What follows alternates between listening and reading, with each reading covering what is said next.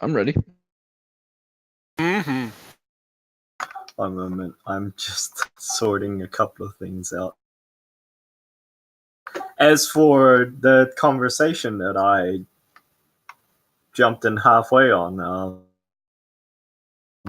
if it were up to me, and it was what you were describing, I would have just said that, like, so the narratively, like, maybe the head wound wasn't as bad as everyone initially thought it was, and that it turned out the quote unquote skull fragments on the ground just was, some scalp or something. Yeah, I mean, we had a dwarf get hit in the head, surprised by getting hit in the head with a morning star, and this all like blood shoot out. There's not. I think people read into skull fragments being all over the place. It is a gruesome injury, but he is in a bad way. However, that was, but not necessarily like his head's going in 15 different directions. Yeah. So I always just like the statistics determine the narrative. So like if the person isn't outright dead, then chances are like the injuries are not that critical. You know what I'm saying? So like if the injuries are healable, then it's either the injuries weren't as bad as everyone initially thought it was. Like it just looked really bad, but once you cleared up the wound a little bit, it actually was pretty shallow, etc., etc. Yeah, and this is an NPC we're talking about. So depending on what the players do, and they've got to fight through some enemies to get to this particular NPC. We'll see what happens. Rip. I don't even know if I'll be there to help because unless someone comes back to get us. Yeah, that's why I got Nilveer rolling perception check, and who knows what Nilveer is going to do. But anyway. All right. So when we last left up, I think you guys had decided to head towards Everboil Springs, traveling overnight into the wee hours of the morning. It's about a 6 or 7 hour trek northeast of Winterhold, following the Boyle, which is the river that feeds into the north of Winterhold. We were going with a caravan, correct? No, you were not. Okay. Are there a lot of vehicles and wagons and whatnot on this road? Is it very busy? You did pass a couple coming in as you were traveling through the tunnels, like the tunnel carved into the glacier that Winterhold is a part of. But you've saw no signs of traffic heading the other way. As for the caravan, Rum, or rather Obadiah, I think you guys elected not to wait for the caravan and to head out on your own. Going in the morning. Yeah, the caravan was waiting for the Talon to send a contingent of dragoons to come and kind of guard and escort. And they offered, obviously, the Magister offered to basically put you up so that you can join the caravan in the morning. But you guys elected to hike out overnight to get there as soon as possible. And the Raven called us fools.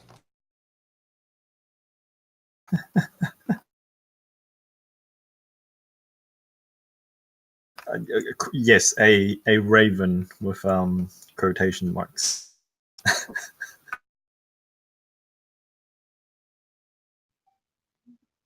But yeah. What does Milo think the reaction would be if he would I guess we don't want to split the group either. Not everybody can fit on this horse. But I've got my Phantom Steed that I could cast to get us there quicker. I think a Phantom Steed could probably easily enough carry like 2 small creatures quite easily. I'll hold off on it because I don't want to split the group. There's lots of danger in this area, so. Okay. Well, you could always still cast it and just ride it and keep with the group. Yeah, that's true. I'd like to do that, and then I'll have to be a ritual cast. So as long as everybody's cool with it, and we can go to some like alley or something like that, and that's what I would do. If not, and nobody wants to wait, then I'll just walk with them. But I figure up on the steed, I might be able to see the crowd better as well and what's going on. So I'm not entirely sure if you guys remember where we left off, but you guys had just exited this passageway that's kind of like an underground tunnel carved into the glacier heading northeast. And you exited onto this empty Arctic tundra-like plain, not necessarily devoid of trees, but the trees themselves are like evergreens or just completely snow-logged. The weather is clear for now, but you don't need to make any survival rolls to see that like the overcast overhead as the sun is going down. The weather is probably going to get a bit worse. Already you can see the beginning signs of some sort of like a moderate breeze picking up.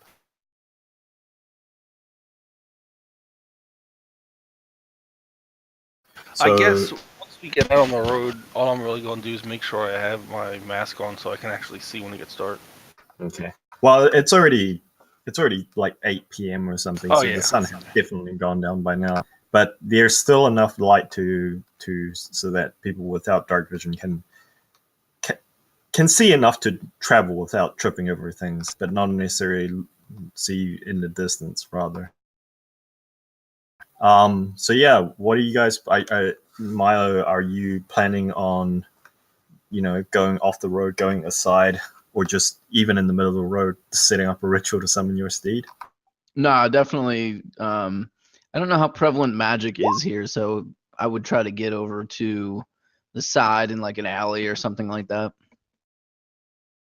Well, you're in the middle of a plain, so there are no alleys. If it appears that there's no one around, I mean, there's probably like a copse of trees or something that you could move off the road to be out of sight. Yeah, I mean, but as long as I'm not in the middle of everything and where I'm gonna get attract too much attention, then I would do it. I'll go off to the side. Okay.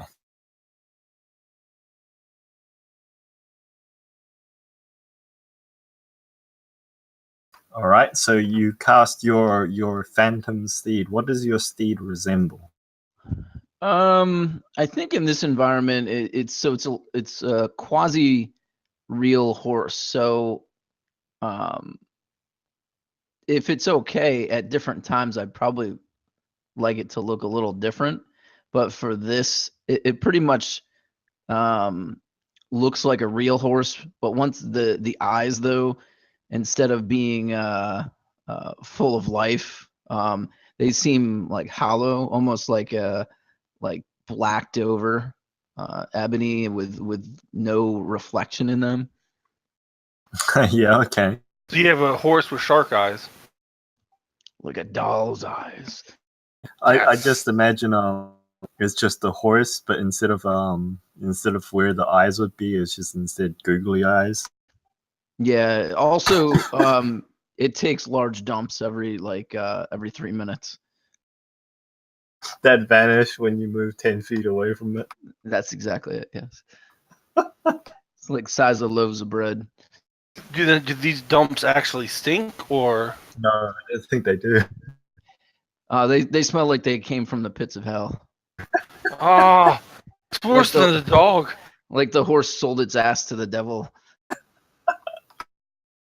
But as soon as he moves more than 10 feet away from it, the pile vanishes.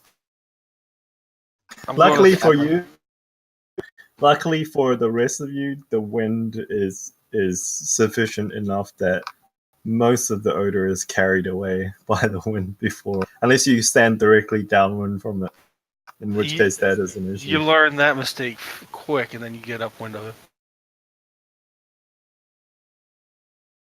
So what are your plans? Are you planning on pushing ahead, or are you going to turn back and seek shelter in the cavern, or? I told the group, that I can scout ahead to see if, and I can take somebody with me that's maybe better at scouting ahead, to see what's out there and make sure we go in the right direction. At that, Brophy speaks up and he's like, about a mile that way, there's a rabbit running, and then there's that hawk again, and yeah. Maybe you take that one with you. Yeah, we can go ahead. And he looks at the rest of the group just nervous about leaving them alone. Well, that's okay, because Thaya will cast her dancing lights above her, so this way you know where they're at. Cool. And he, I guess by this time the ritual's over, and he offers a hand to his newish companion. At this, Brophy's gonna kind of like shiver, as he doesn't have anything like on his chest, like shirt-wise, and he's like, "It's really cold out here, and it's gonna get a lot colder. It's just only now getting dark. Can't we wait for the caravan?"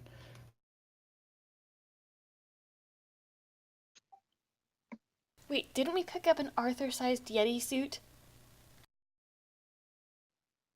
Yeah, I think we made a deal for it. I think I negotiated that. Yeah, I think you guys picked up some sort of like heavy parka that reaches down to the shins. Hand that over to him. This thing is majorly oversized for you. I'll swaddle him like a baby in it. Like like if he were to wear it and walk around, he would look like one of those dresses with the gowns that trail around on the floor. But how am I supposed to see her moving that thing? That's massive. It's a tent. Do you want a vest instead? He would drag his sleeves on the ground. We can make it a vest. Do you want a vest? Does this thing stink in any way? Yes. Yeah, Brophy's just gonna completely turn his nose up at it, and like, no, I'm good. It doesn't stink, but it definitely has a strong oil-based odor. You also have that squirrel suit thingy over with Milo. I don't know if it offers any warmth, but I would offer that. Yeah. No, it doesn't No. offer any warmth. I should be fine. Let's just get this over with so we can get a fire going or something. I'm just saying that if Brophy were to like trip and fall onto a pane of glass at the moment, he might be in danger of falling through because his nipples would like cut the glass in half. Oh man. I'm like that big black guy from not Pirates of the Caribbean, Sinbad. Anyway, yeah, so you guys follow, like, your understanding is that they're headed, so the other place with like clear enough from ice and glacier and etc. would be at this quote unquote ever boil spring. So you guys have two choices really. You can follow the boil, which is the river that runs from Everboil Springs down to Winterhold and into the harbor. Alternatively, you can see the High Pass, which is a series of roads that lead northwards up into some of the foothills before turning east back down to Everboil Springs.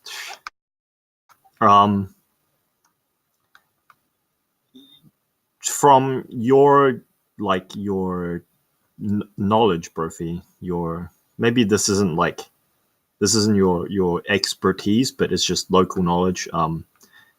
The boil, especially at night. During the day, it's a lot more clear, but at night, because of the dropping of temperature, this thick, like extremely thick fog builds over the boil, because the moisture is kind of that's coming off the river is kind of cooled down by the ambient temperature above, and it forms this thick dense fog that just hangs over the valley where the boil runs. So visibility would be next to, if you were to travel down there, visibility would be like arm's length, basically. However, if you were to travel high up into not high up, but up into the high pass, like exposure and wind chill is definitely a danger, because there's just not that much cover up there.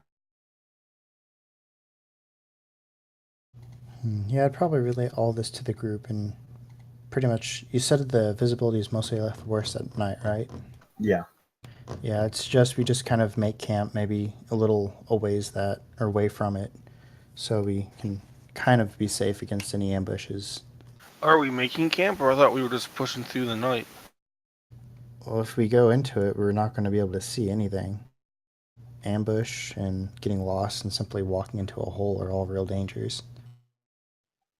Dying out here is not what I want to do. I'd take my chances against an ambusher before a snowstorm. So I will point out two extra things. While in high pass, if you're going via the high pass, visibility definitely won't be an issue, just because the wind would pick up all the the fog and stuff away.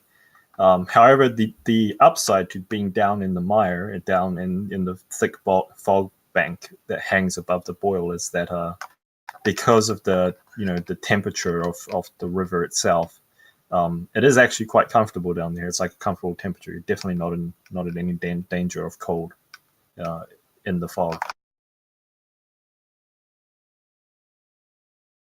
Well, I mean, my only thing is, if we weren't going to push it through the night, we should have just waited for the caravan and go. But if we're faster without it, we can camp wherever. It don't bother me either which way. It's just, it'd probably be easier just to wait for the caravan if we can go back on how far we've traveled. But if not, I'm just down for whatever. If any of that made sense.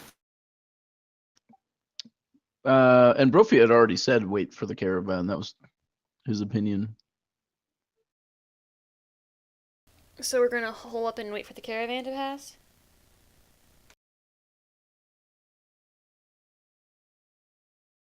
I think so.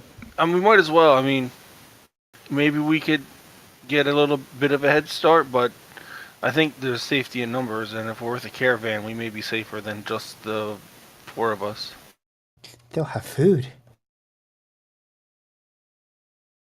And then I'll throw them a thing of dry rations and eat one myself. His eyes grow round and he just tears into it.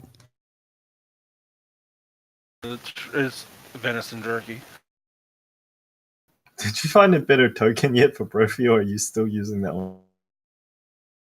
I kind of like that one, but I can keep looking if you want.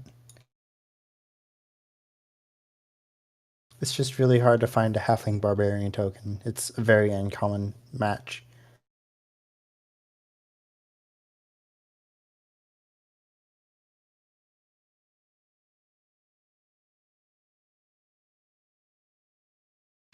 Actually, I think I might have found one after saying all of that. Why do you not have HP? Because when you resurrected me, I was like dead, and then they healed me for a little bit. No, I mean, like, you have like no max HP either. Oh, it should say 60. 10 out of 60. Oh, there it is. Yeah, that's temporary HP. Oh, derp.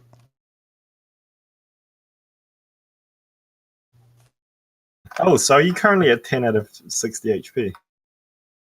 Wow, that's That's all they healed me. That's kind of why I'm sticking with the group, hoping the pretty lady will touch me again and make me feel better. yeah. Brophy doesn't look too hot, by the way. I'm just saying. Yes, we know. I don't Actually know. look Thalia really has cold. any spell points left. Yeah. What you don't have dark vision, do you, Brophy? Negative, but I do have that eagle's vision, which lets me see for a mile, and dim light does not provide a There you disadvantage go. to There you perception go. checks. All right. So now you have 21 hit points. All right. Just So see him sigh. regardless of which, so if you guys want to make camp, you have obviously two choices. You can camp out here on the Tundra Plains, or you could retreat back into the the underpass, the cavern that when you turn around and look behind you, you see this like 300 or 400 feet high glacier wall, kind of slanted at an angle, fairly steep, like a 60-degree, 70-degree angle. And then at the very bottom of this, where you guys exited out, is this half semicircular tunnel system that's carved into the ice itself. To the east of you, about I'd say like quarter of a mile away, you can see like a thick fog bank starting to build. You can't quite see the boil itself, but you can see evidence of it.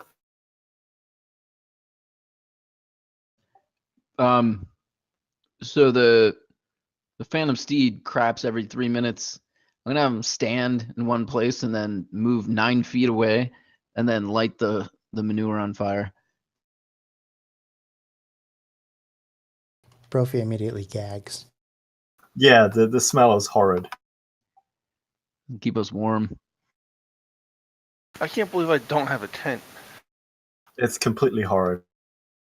In fact, you're glad you're kind of like outside at the moment, because if this thing was burning indoors, you may have to start rolling Constitution saving throws.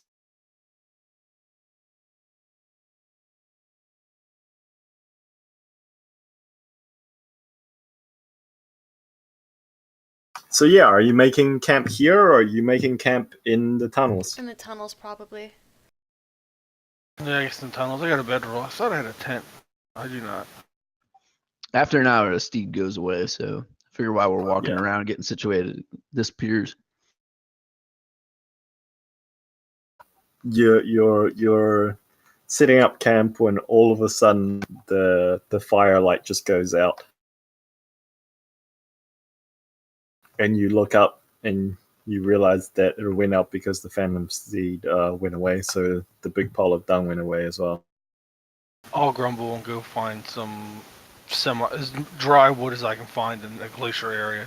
Yeah, I mean it is actually fairly easy to find. Almost everything that's sitting on the ground is like bleached dry by just the sheer coldness. Like the coldness sapped all of the water out of the wood. So yeah, you easily enough build a fire.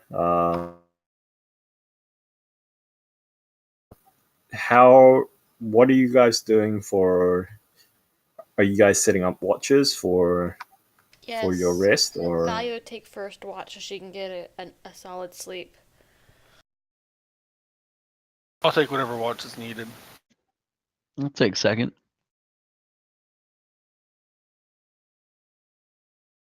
Then I'll take the last. Does Brophy take third? Sure.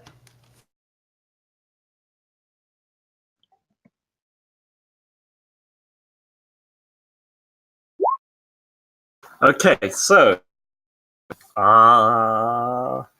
Thalia, roll me a 1d100.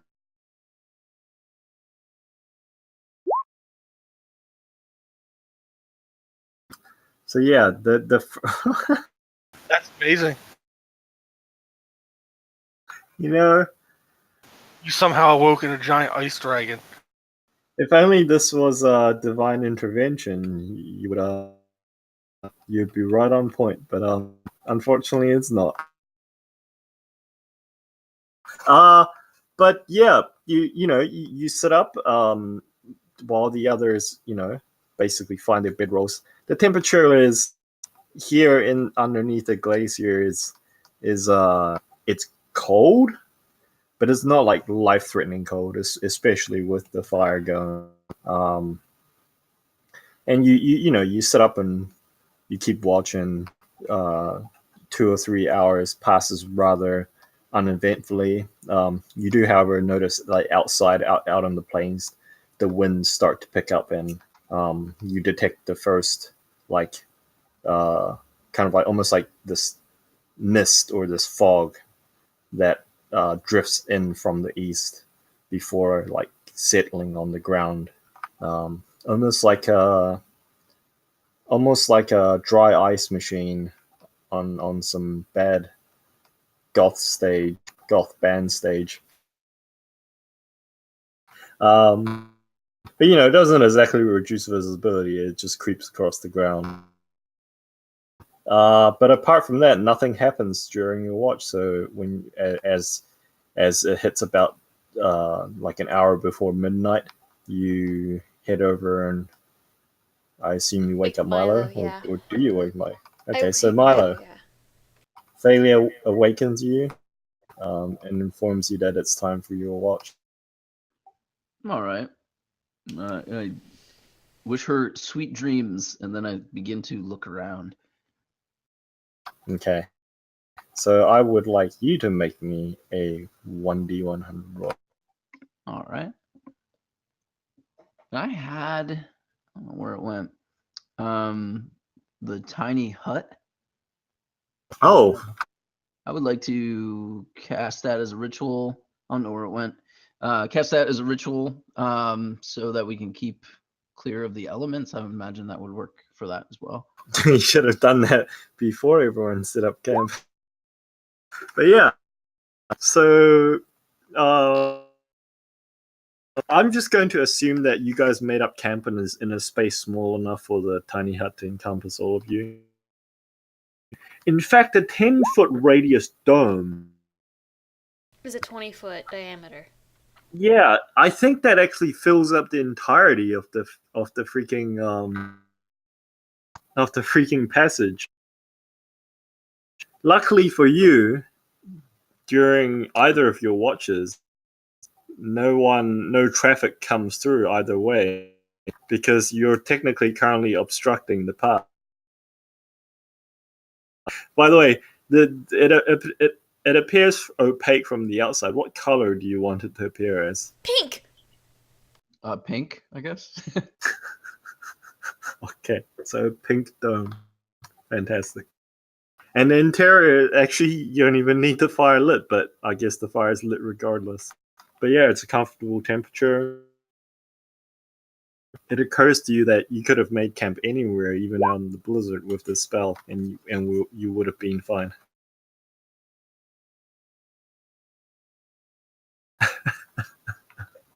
Nice.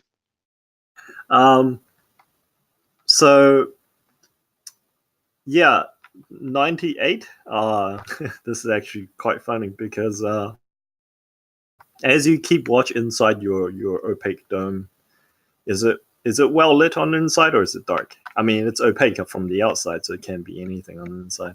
Well, that's a good question because we didn't say if we started a fire inside this thing, but I don't know. I guess the smoke would go out, or would we all asphyxiate? It No, doesn't the smoke actually would go matter in. for this one. The atmosphere is dry and comfortable. Yeah, so we wouldn't have started a fire or anything. I think that due to the fact that I do not need light anything, everybody else is sleeping. Okay, so roll me a perception check. I did already. It's not very good. Okay, so you That was keep before an eye out. my watch, so you need to re-roll it. It's up to Kev. Yeah, I'll let you re-roll it. Okay.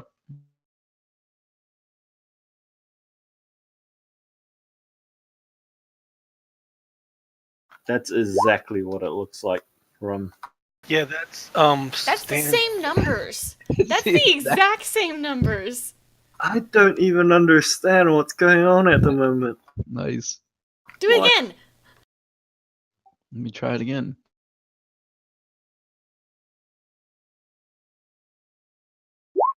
There we go. All right. But yeah, regardless of which 7, they're not exactly trying to hide. However, there is this low fog outside, right? So, you from the interior of your tiny hut, which is at the mouth of this obstructing the pass, but sitting basically. I'm guessing you guys are like a little bit into the pass. I think so. Probably. So yeah, you begin to detect something is amiss when we notice shapes moving around in this thick fog that creeps across the ground. And you catches your attention, so you look a little bit closer, and sooner or later you make out the shapes of like 2 wolf-like figures, large wolves, like the size of timber wolves, if not bigger, and they appear to be looking into the pass, the passageway, the tunnel. And you like basically hear like rumbling, snarling, back and forwards between the 2 of them. What languages do you speak? Okay, so you do not understand what they're saying, if they are saying anything. Yeah, and they're looking right in our direction as well at the pink dome. Yeah, they're definitely gazing, probably not at you, although you can't quite make out their facial features or their eyes, but they're definitely looking into the passageway where your dome is set up. How far away were they again? They're about 40 feet out. They're still on the outside. They're not in the pass. I'm going to assume your dome was set up like 30 feet or 40 feet into the pass. Yeah, I'm gonna go out towards them 10 feet, which bring me, if it's the edge of the dome, then if I have to go further, I will. 10 feet closer to them. I'm going to cast this. So you're exiting the dome? Yep. So the dome collapses when you exit it. And we all immediately awaken due to the cold. Yep. Yeah. Oh, and I thought I could go back and forth with it. No, the No. caster has to stay. Every I didn't know that. I wouldn't have done that. Okay. Sure. I will let you Rick on that. Why did it get so cold all of a sudden? Yeah, Oh, I wow. wanna. He definitely wouldn't have done that. I didn't realize that. I thought it just stayed up and you could go back and forth in it. It's funny because everyone else can exit and leave as they choose, but you cannot. You're the only one stuck in there. It's the first paragraph, last sentence. The spell ends if you leave its area. Okay. Yeah, so I would stay inside that. And if they get, I would prepare minor illusion. Right behind them, it would be, and with my illusionist skill, I get to create an illusion that can have sight and sound. I'm sorry to inform you of this, but you can't cast spells out of dome. Ah, damn it. Then I would just slowly alert my companions as to these feral creatures that are coming at us, or at least watching us from afar. Yeah. Okay. Yeah. So Milo like gently awakens each of you. Not really like, I'm assuming you're not like panicked about it. You're just like, hey, we've got company or something like that. Yeah, and in fact, I want to be sort of stealthy about it. I mean, they're watching us. We're watching in the general direction. They can see inside the dome, or they're just seeing pink. They're just seeing a pink dome, precisely exactly what it looks like Well, in technically a in pink Discord. wall. It looks like a Yes. giant clitoris. Then I would try to not startle, but I would wake up my companions without being stealthy. I would just kind of shake her awake and quietly let them know. Okay, yeah. So you guys awaken to Milo waking you up, and he tells you that the dome that you guys are in are currently being observed by these two wolf-like shapes in the fog. That's at the mouth of the pass, that the mouth of this tunnel that the road is on. Does he say wolf or dire wolf? You can't see that far. So actually, no, you've got the goggles. So when you put on your mask and look in that direction, yeah, you can make out the shape of two large wolves, like large sized creature, bigger than you are. I would kind of, it's not super excited, but like, well, at least this my day just got better. Pull out my gun out of my bag and say, I've never hunted dire wolf before. So Thalia is actually going to leave opposite from where they're at. So she's going to back up 20 feet and actually start casting the ritual for the dome again. Okay. She's Sure. low on health and low on spell points, so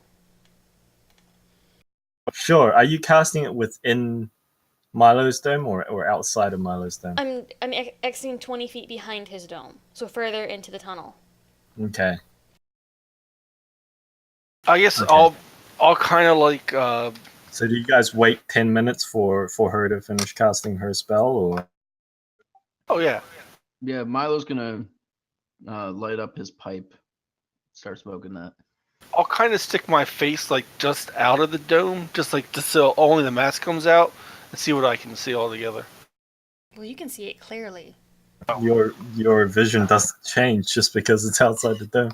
Then Actually, I won't do that at all. Then I just want to see what's going on there. it does. It does. I actually thinking about this, it completely does. Even with the mask on, you could see barely anything outside the dome. But once you stick your head and your mask through the dome, you can now see the shapes of it, because magic doesn't pass through the dome in either direction. So, like, in order for your magical mask to work, it has to be outside the dome. So yeah, when you stick your head outside the dome, you see these creatures. When you draw it back in, you can barely see outside the dome. Is it just the two, or are there anything else there? Or Roll me a perception check. You can catch sight of further movement behind them, but you can't quite make out what shape it is in the fog. And again, you hear like a low snarl, and then like the other one like makes like a rumbling return. well, they're not the only two of those things out there, but they can't get in here. Did we have enough rest to roll any hit dice? No, you did not. You only made about 4 hours of rest. I said we just worry about it in the morning. They can't get in here. I'm so sleepy. Oh, but you can still We'll worry shoot about at in the it. morning.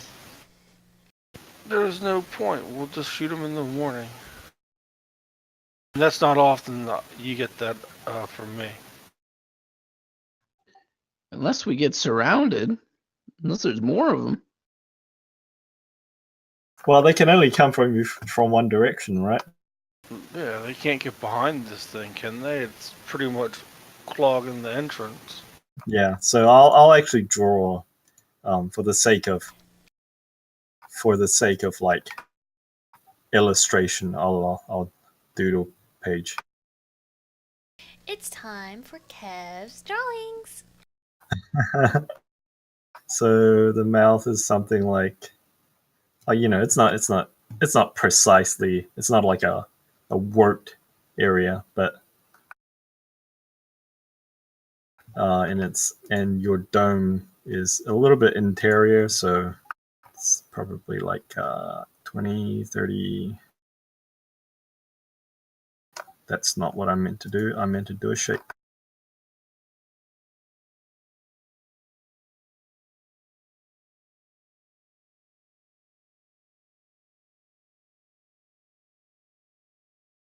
And then Thalia, I think, is casting her dome further back. Oh, Yep. pink. After all, us girls need our own area. Brophy seems really disappointed at that. Obi's like kind of like with his mask on, just going back to sleep. And then these things, whatever the hell they are kind of like out in the fall at about here.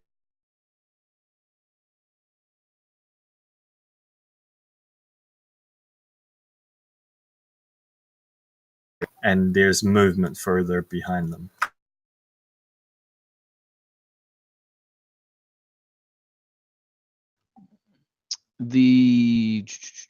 I think Milo would be able to throw his trap out, his hunter's trap. Without anything collapsing or anything like that. How far can you throw your trap? I don't know that it says. I think let me in general you can throw objects about 20 feet.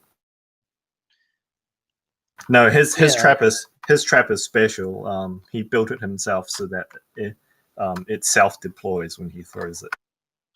Yeah, and it like pinions to the ground automatically without having to like hammer it in or anything.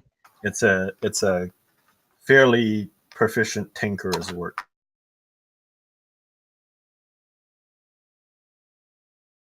So yeah. So where do you throw the trap? You can throw it about 20 feet out.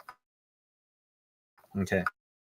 Yeah. So you throw your trap out. It lands on the ground with a shink as like the piton shoots into it, anchoring it to the ground, and it falls open. But you know that it's now armed.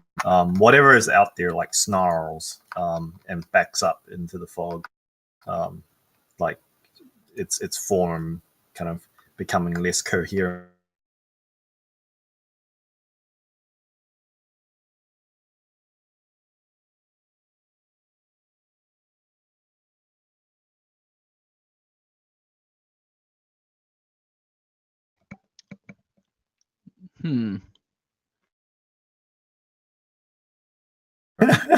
How many hours till daylight do we think? At this high up north, the sun doesn't come up till like 6 or 7 a.m. Okay. So you still have like 7 hours before the sun comes up.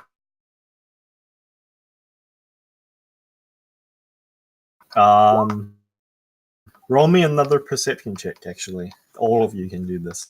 Obi's going back to bed if no one complained. Okay, so Obi, you don't need to roll this.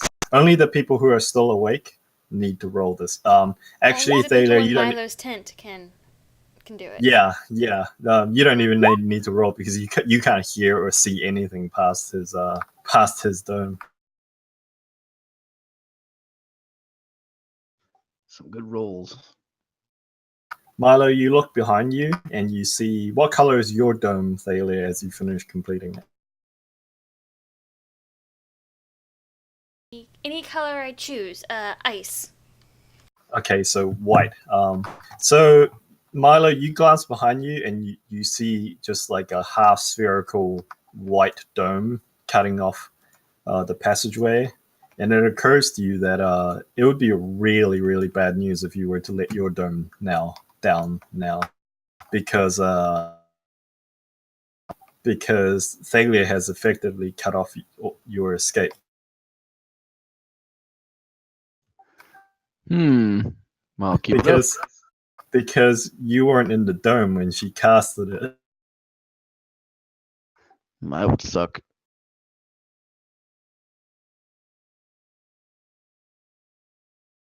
Right. So as you guys basically look around, you notice that the shapes have the shadows, the outlines, the silhouettes have vanished. They appear to have backed off somewhere. Yeah, Brophy, you try and walk into this dome, and you just kind of walk into it.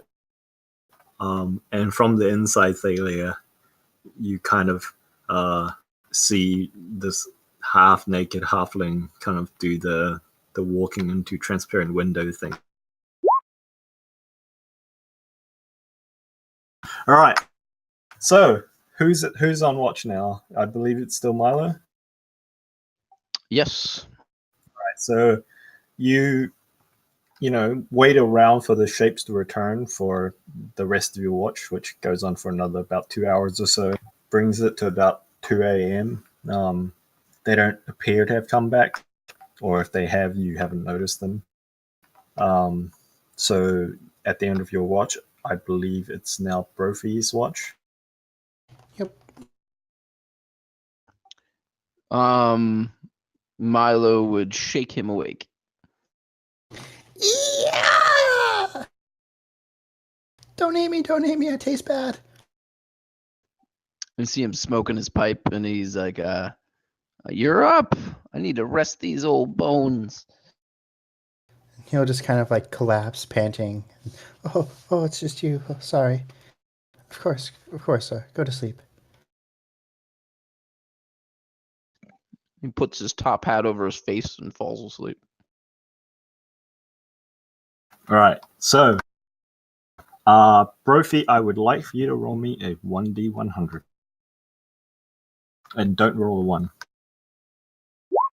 I mean, sorry, don't roll a 100. I would warn him about the and Obi as well about the trap that's out there. They probably saw me, but Yeah, it's actually fairly obvious because you didn't take any effort to disguise the trap. So there's just this bear trap that's sitting out in the middle of the road, in the middle of the passage. it's all right. I'm sure if there's one you can see, there's 5 you can't. That's obviously the mindset we're going for. It's just you just go around onto like a soccer field and you just stick little signs with placards on them that say "Danger Minefield." Pretty much. So during Brophy's watch, regardless of what he rolls, unless if it's actual combat, he's going to be munching on some of the jerky that he was given, and he's going to get kind of bored and try to toss some out, like in the square right here, to try to lure something in for breakfast. Okay. Roll me a 1d100 and then roll me just a d20.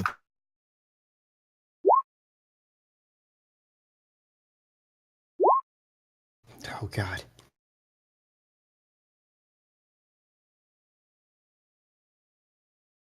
Oh, for some reason my That was a thing 12. wasn't scrolling down for whatever reason.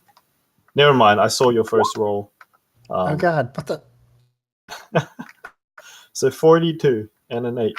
All right. So, actually, funnily enough, the wolves come back, or rather, a wolf comes back. And so you threw your beef jerky around the trap, right? Yeah, I wanted it to land in this square right here. Okay, so the wolf actually comes all the way into the passageway this time. Doesn't get very close to the port to your dome. Do you warn your companions, by the way, that it's back? Not quite yet. He's kind of fascinated. I mean, his totem is a wolf. That's kind of like his spirit animal, so he wants to see what it does. Yeah, and it actually walks like basically right up around the trap, growls at the dome, and then just picks up some of your jerky and then it snarls something, and then turns, lifts a leg, and urinates on Milo's bear trap. Brophy's just gonna laugh at that. And then turns, walks out, turns off to the side, and disappears out of sight.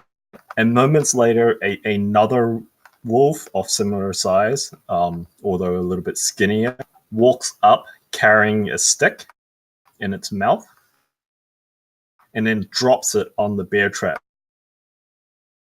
And the bear trap, snaps shut as it's triggered. And then the wolf just huffs, turns around, and walks out into the snow with its tail held straight up high, giving you the stink eye. At that, Brophy's gonna just completely lose it and laugh completely out loud, not even trying to disguise it or anything. Doesn't care if he wakes everybody up. So yeah, in I don't know, it's up to you guys if that what you want to wake up at Brophy laughing. Shut up, Sure. Yeah, he would sit up straight. Yeah, Brophy seems to be amused at something. If he notices him sit up, he's going to be like on his side, like grasping himself, just like laughing. And then he's going to point directly at the trap. Yeah, you look past him at the trap. It appears they've caught a stick.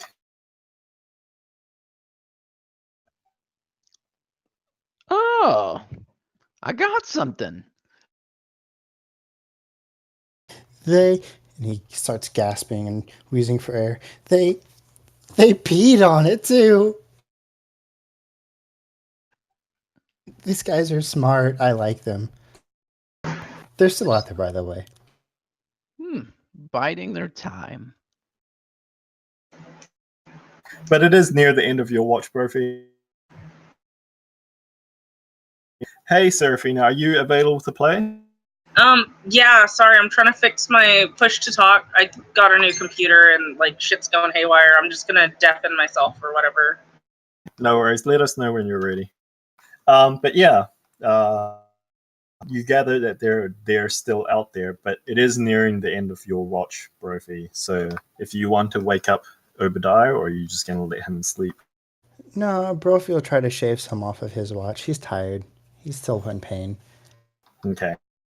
So yeah, you can go ahead and wake up Obadiah.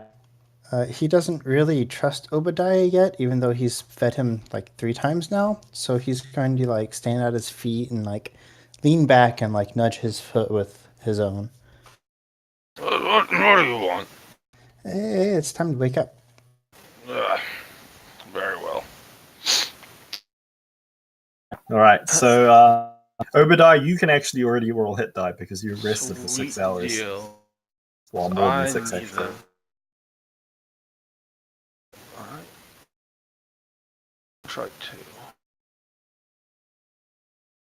This is the benefits of taking the last watches because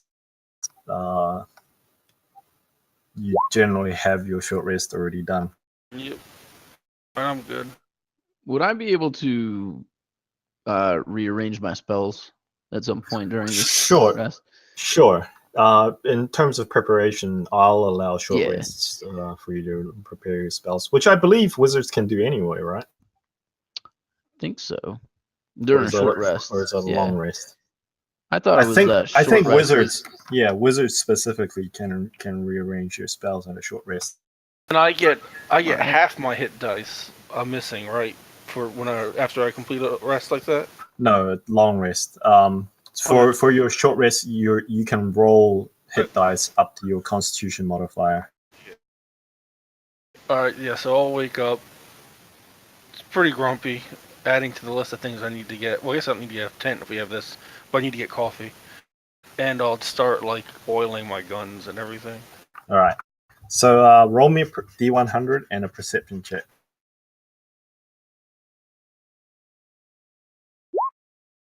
Ooh.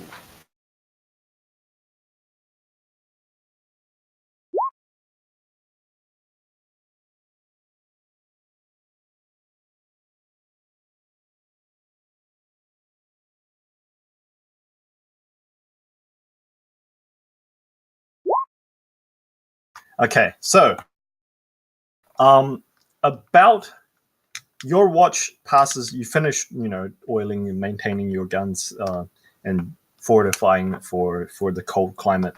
You're experienced enough, although you've never experienced this kind of cold. Your training, your expertise is well enough to know that some guns don't operate very well under such extreme climates. However, you are as you finish, reloading your guns. Oh well, no, oiling your guns and putting them back together in working shape. Did you make like any kind of beverage, like tea, coffee, etc.? Nope. I said I wish I had brought coffee, so I drank. If anything, I would have made like a gallon of water, fresh water, in the alchemy jug, and drank it. Is it sitting in an open cup? Sure, why not? Okay, so out of the scene of Jurassic Park, while you're finishing cleaning your gun, you start noticing that like your cup catches your attention when you see it rippling, and you turn, and every now and then you would see it ripple. Like not every now and then, actually, quite rapidly, like every second or so, maybe every 3/4 second, you would see it ripple. And over the next 2 minutes, the ripples begin to grow stronger. And then you're wondering kind of what this is, and you're glancing towards the cave opening, and you can see that the fog is getting brighter and brighter and brighter and brighter. And at first you think, is the sun coming up? But you pull out your pocket watch, whatever. You look down at it, and it's still like 5 a.m. or something, and you know that you've been told that the sun doesn't come up till like 7. And sooner or later, the fog outside becomes exceedingly bright, and the shutters grow stronger until you kind of recognize this cadence. You've felt this cadence before, twice. The first time was while you were deep in the Undercroft, hiding in this little side closet room. The second time was when you saw the steam dragoons loading onto the Talon, and sure enough, resolving out of the darkness coming from the north, with these shoulder-mounted lights that just like pierce the dark ahead of them. Oh, think halogen lights. Okay. I'm thinking Predator 2, when they're all in the room with the little shoulder-mounted lights.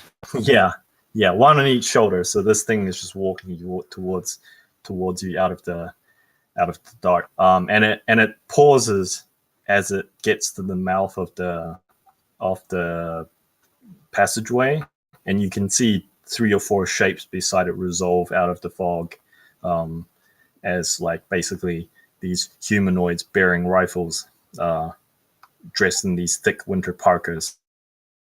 And then you hear like a voice speaking through an external filter or a speaker of some sort say, "What the hell is that?" And I know the dragoons are on our side, or they're supposed to send some to the city. Yeah, precisely. And then one of the people in the parkers on the ground says, "I don't know, sir, but it looks like some kind of pink ball or wall." I'll kind of kick the feet of Milo and Brophy and say, "We got friendly company," and then I'll yell, "Don't shoot! I'm coming out!"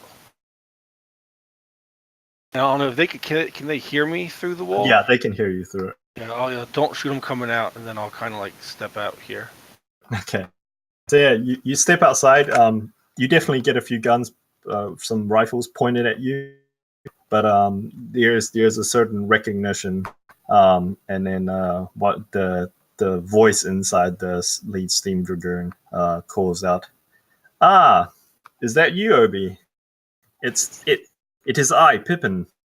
Oh, hey Pippin, how's it? Sorry, we blocked the pass. We tried to make it through the night, but it was too hazardous, so we set up camp here. Ah, yes, it's nasty weather. That it's a good thing you didn't head out. There's a blizzard going on in the high pass. We had to trek through the mire. Yeah, we got lucky. Well, not lucky, but magic, and I'll kind of like knock on the shelter. I don't really understand how it works, but it's your awesome. hand passes right through it when you try and knock it. So yeah, then I guess I kind of. Well, hold on. I'll try to get this thing out of the way, because my understanding is you guys can't pass through it. Watch your back. We saw 2 big dire wolves out there where you guys are. Yes. Right. We thought something was following us, but they haven't messed with us. I think they're smart enough not to. It's just when I noticed that Milo caught a stick in his trap. Yeah, the trap is closed, and it's closed around a rather large stick. I'll kind of laugh and try to pick up the trap and say, "Look, we caught a stick." Roll just kind of chuckle. A perception? Yeah. As you reach to pick up the trap, you notice that it's covered in some sort of yellow ice. Oh, yellow snow, not today. I'll just leave that there for Milo. And I'll kind of like say 1 second and kind of go in there and try to wake everyone up. We got a friendly company. They're trying to pass through. Then I'll go back out and say, when do you lads happen to have any coffee? Not any warm coffee, I'm afraid. We've been traveling all night. Bugger. And then he gestures. No, he doesn't gesture, because gesturing would involve waving multiple hundreds of kilograms of steel around. So one of the other soldiers steps forwards and retrieves something from inside his parka and hands you like a small thermos. It's not warm. It's warm from his body temperature, but it's better than nothing. Jolly good, thanks. Thanks, lad. So lukewarm coffee, essentially. I just drink all of it. Yeah. Grimacing as I do. So Milo, do you awaken? Yes, I do. Thalia, do you awaken from Brophy pounding on the dome that you've erected, the women's shelter? I like that. It's hilarious. Yeah, she'd probably wake up. She'd at this point probably have more sleep than any of the others. Strangely enough, Seraphina, you also get woken up by this halfling pounding on whatever structure you're in. And I think Thalia, you do notice that Seraphina seems to be stirring.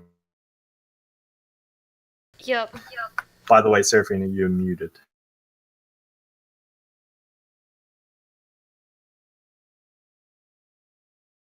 All right, so what are you guys doing?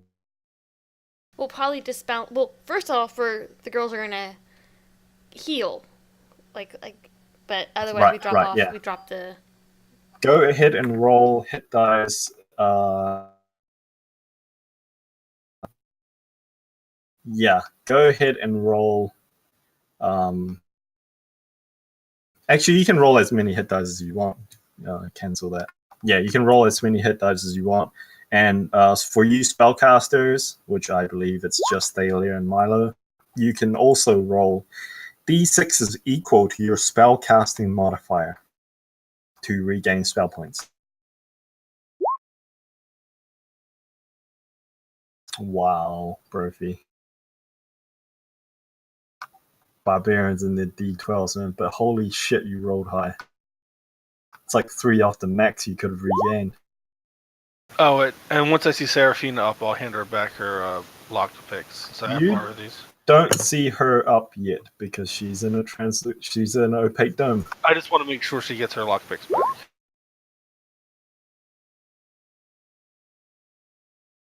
Is it D6 plus spell modifier? D6 plus spell modifier. No. D6s with the initial number equal to your spell casting modifier. So if you have, 16 charisma, it's 3d6. If you have 18 charisma, it's 4d6. Okay. 3d6 then.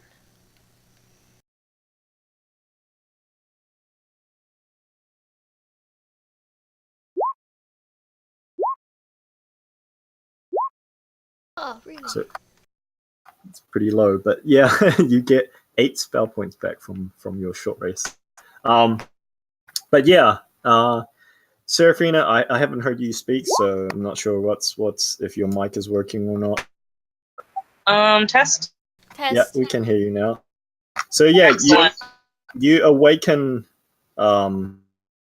So actually, I'll actually segue a little bit here for you. So you awaken with foggy memories of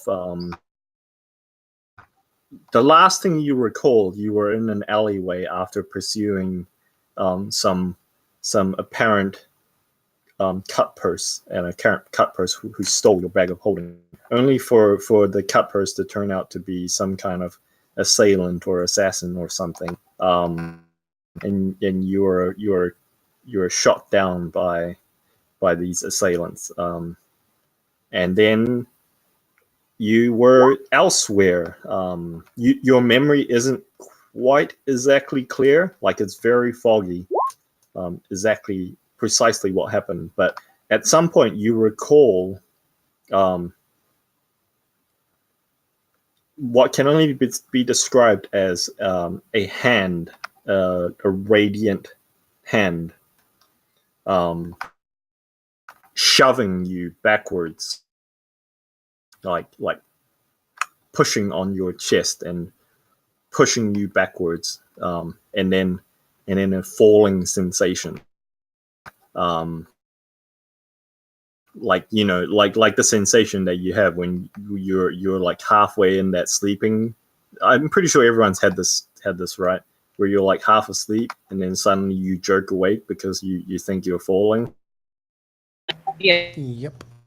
Yeah, it's like that sensation. And when you jerk awake, you find yourself awakening beside Thalia, inside some sort of ice tunnel, and there's a pink dome to your left.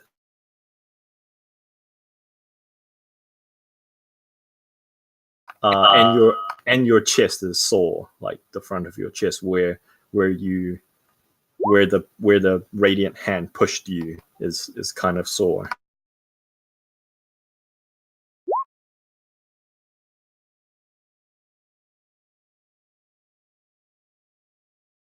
So, all right, I guess Seraphina's just gonna kind of figure out where she's at and kind of try to assess what has happened. Sticky keys. Yeah. No. Oh my god. How do I? Oh, shit. Don't worry about it. There we go. Yeah, you might want to go into your accessibility options and turn off sticky keys. But yeah. Thalia, this coma person beside you wakes up. How do you respond? Happy birthday! It's been a year. It's my birthday. She goes, no, we thought we lost you. Well, we knew we lost you for a while, but congratulations on seeing you up. Lost? Where did I go? Like, did you guys not give me a map? Like, what is happening? How old is your character again? 27. Which is really not young for a halfling, isn't it? Halflings, I'm pretty sure, live about the same as a human, I think. Build should be about 200 or some shit like that. So she's like an early adult. He's like a teenager. Yeah. That fireball spell that assassin cast technically killed you. Thankfully, when we were heading toward the temple, the resurrection circle was already chalked out and ready. All we had to do was place the diamonds and place you. I died. You What? died.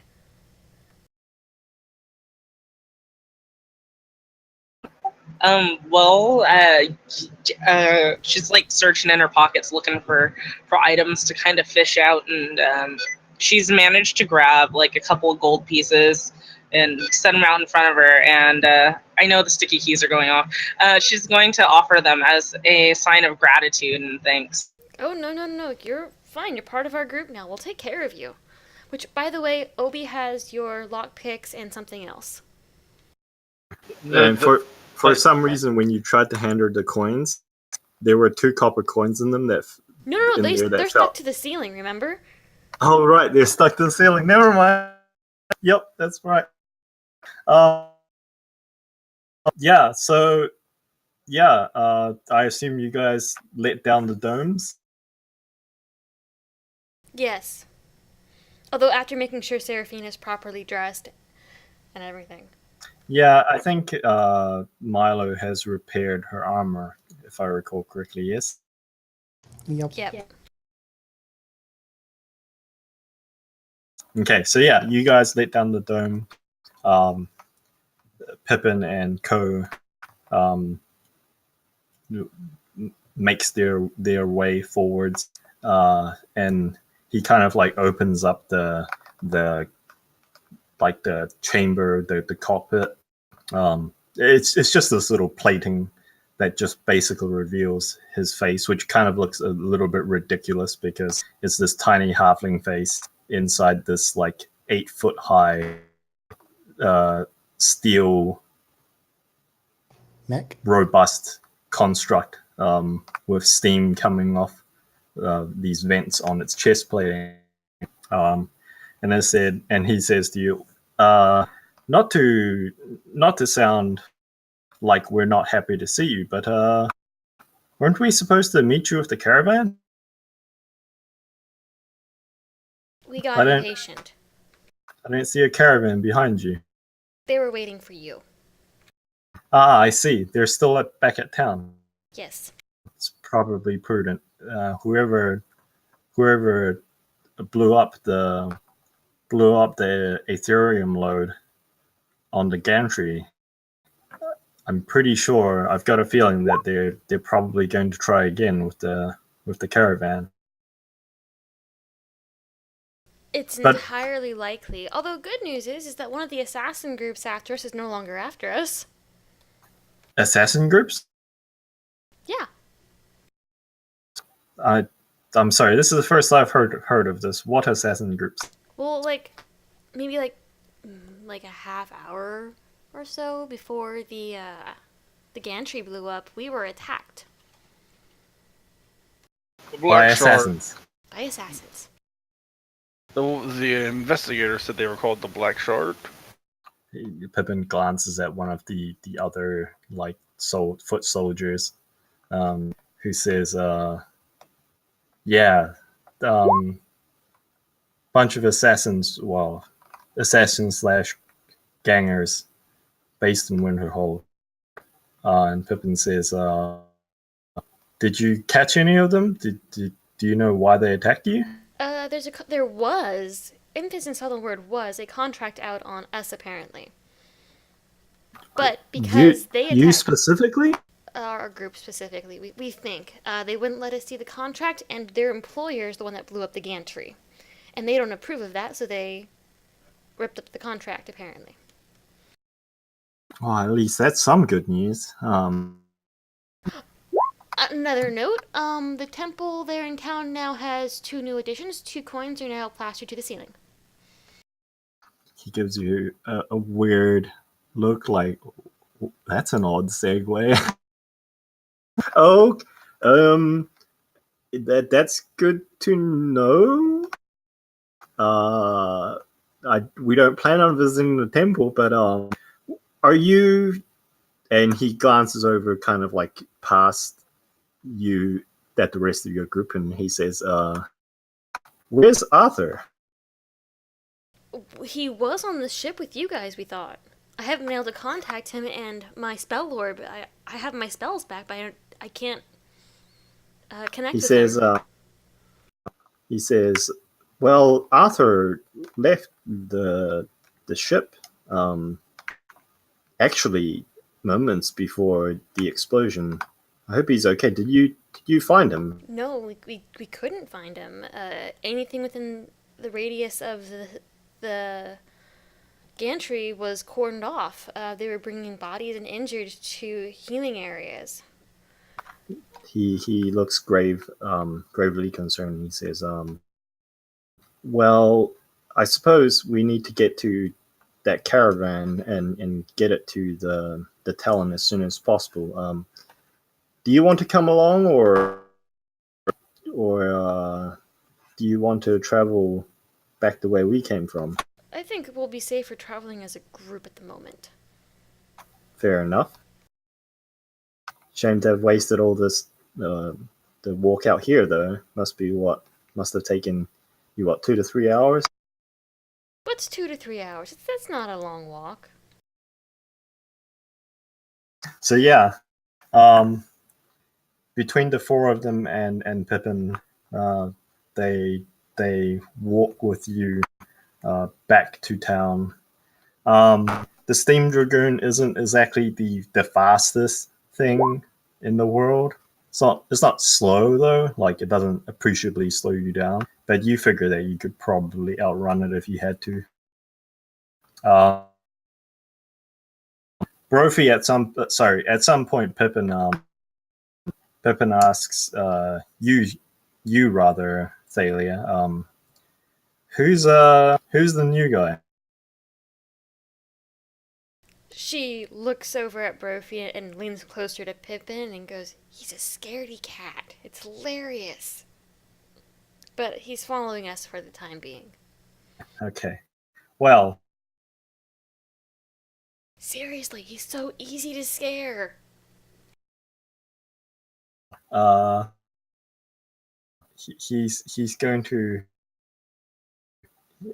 He's going to grin through the open faceplate, and you see him like lean and reach for something, and all of a sudden you're inside a tunnel, right? So this is really, really fucking loud. There is suddenly a piercing steam whistle, like a train steam whistle that goes off into the tunnel, and the sound is, in this enclosed space, is cacophonous.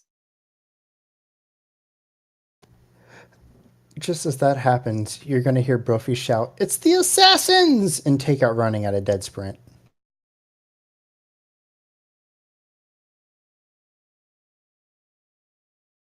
Why are we letting him follow us again?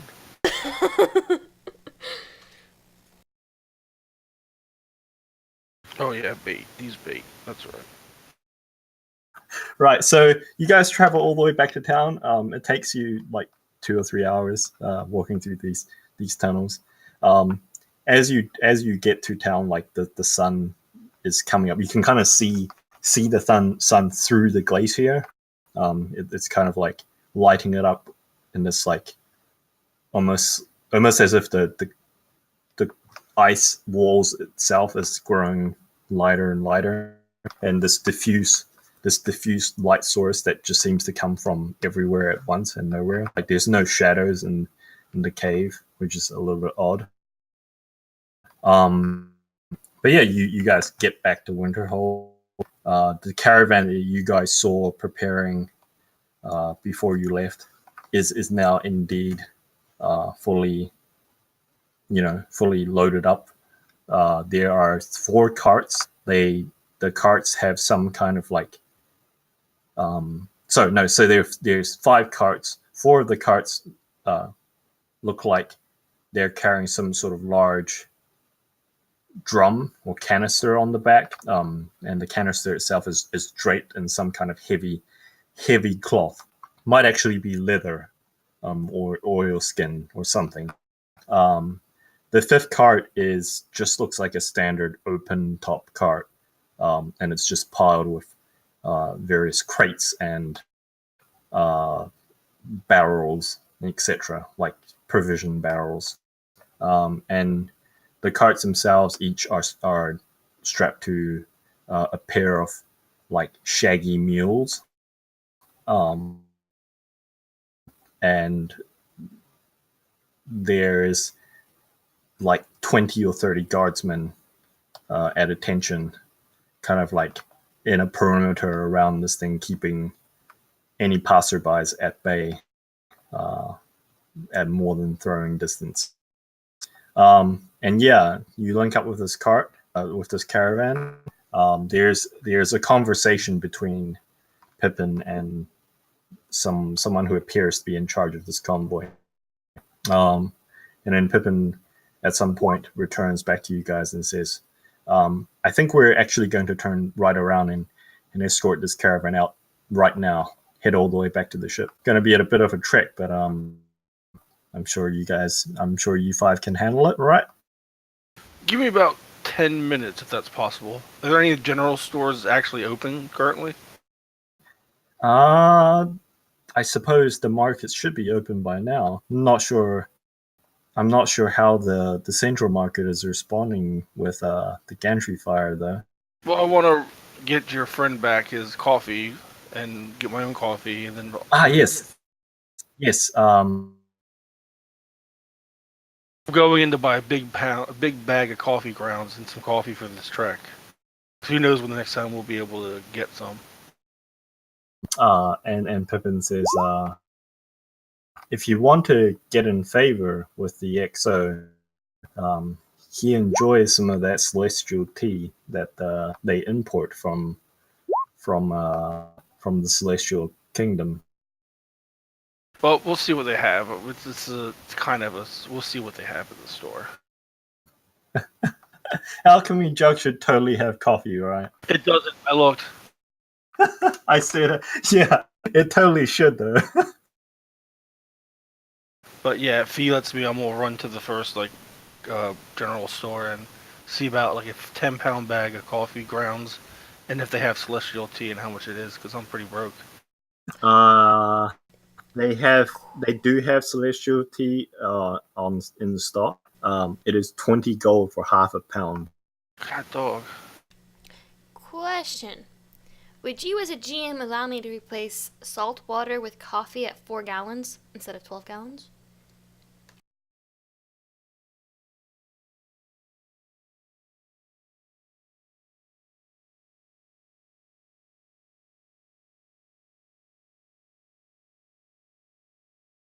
I'll let you replace wine at 1 gallon. That's perfectly fine. How much is it for a 10-pound bag of regular coffee? Coffee ground. 10 pound? Yeah. Jesus, isn't like 10 pound a lot? It's not that much. I mean, it's a lot, but it's going to go in the bag of holding. No, I mean like 10 pound isn't like... I think like 10 pound is like 5 kgs or something, right? Probably. It's probably like, I think it's like a pound for like a bag of that, like coffee or like a coffee can, isn't it? I don't know. I'd say coffee is probably on somewhere around the order of like a gold per pound. Alright, well, I'm going to buy 5 pounds of coffee. Okay. Yeah, a standard tin of coffee is 1 pound. That's the big old jug thing. Well, I'm going to buy the 20 pounds for that half pound of celestial tea and 5 pounds of coffee, and I literally have 1 gold left in my name. Yeah. The merchant seems fairly happy for you.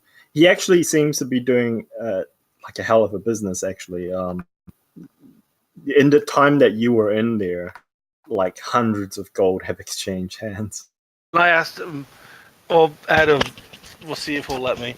Because I spent so much on coffee, if he'll give me some, like, if he has any coffee brewed, so I can refill that guy's thermos.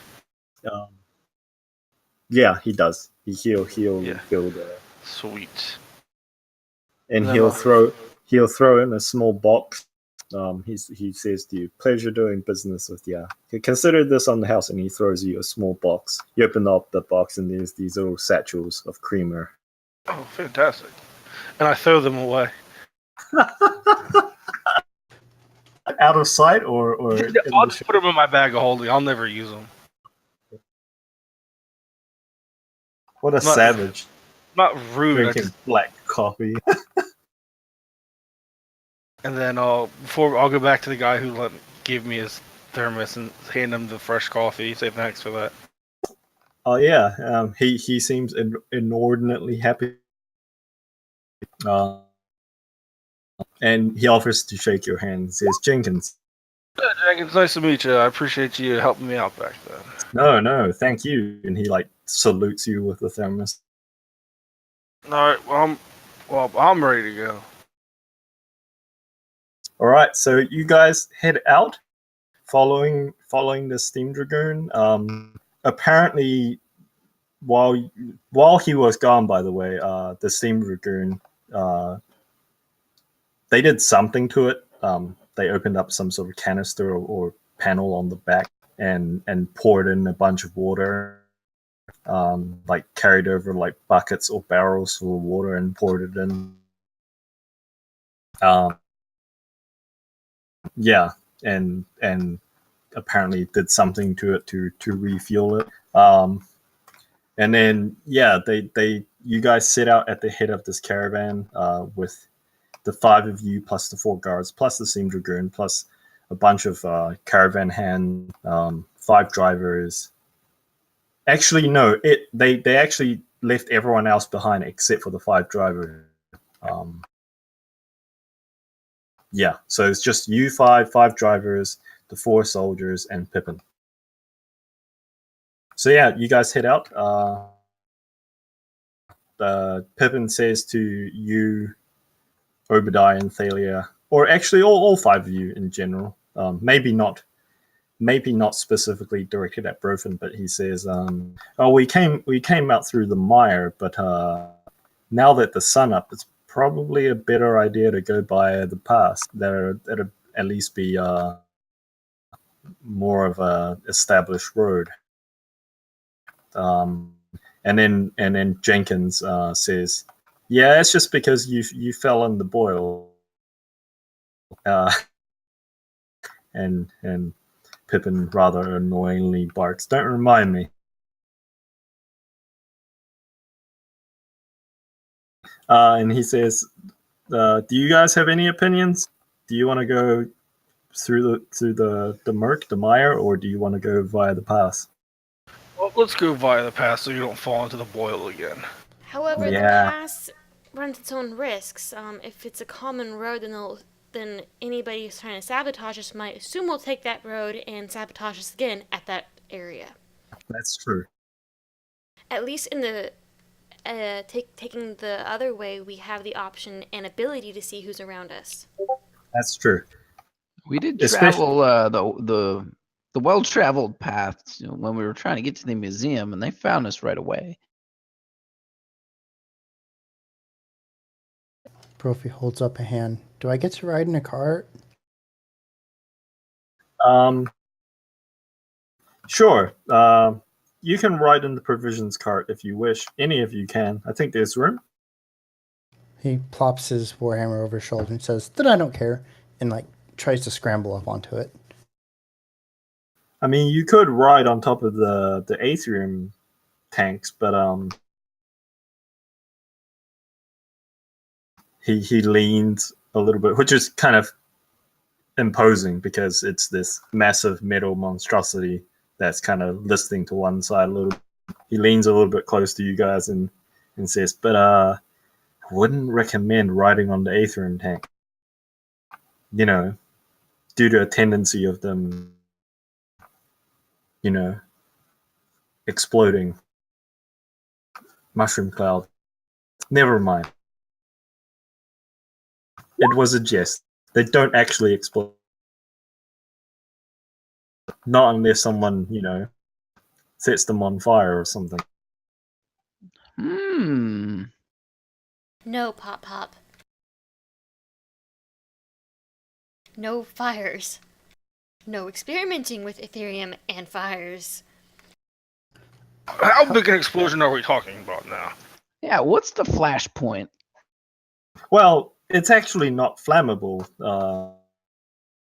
oddly enough, don't let. And this is Jenkins speaking, by the way.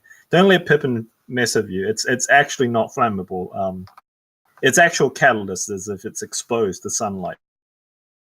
For some reason, Ethereum has some odd reaction with sunlight and tends to combust violently when exposed to sunlight. So, which is the reason why they're behind those things. And he gestures over to like the heavy canvas oilcloth that's covering the tanks. That does make sense. How tall are the tanks? They're like they're pretty tall. The tanks themselves measure probably about 5 feet diameter. Brophy's going to try to climb one. The one that you're climbing, the person driving the cart says, hey, careful with that. But yeah, you manage to easily enough scramble your way up and sit on top of this semi-circular tank that's on its side. Oh, I can see forever up here. The driver turns and yells to Pippin, "Hey, is this safe?" And Pippin kind of just like lifts a hand and kind of waves a couple of times, as in like whatever. And he says, "Come on, we can't keep the captain waiting. He's already upset as it is." So yeah, I assume you guys decide which way you guys would rather prefer going, the mire or the pass? It was the path less traveled. The mire. Okay. So yeah, you guys that's actually kind of interesting. You guys travel via the mire. It takes you, in fact, someone roll me 1d100. Whoever wants Not to get me. blamed. I got a 1, so not me. I'll get it.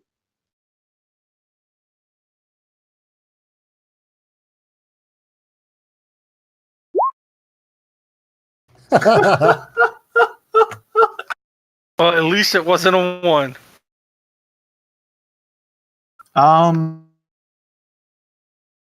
You catch sight of two things.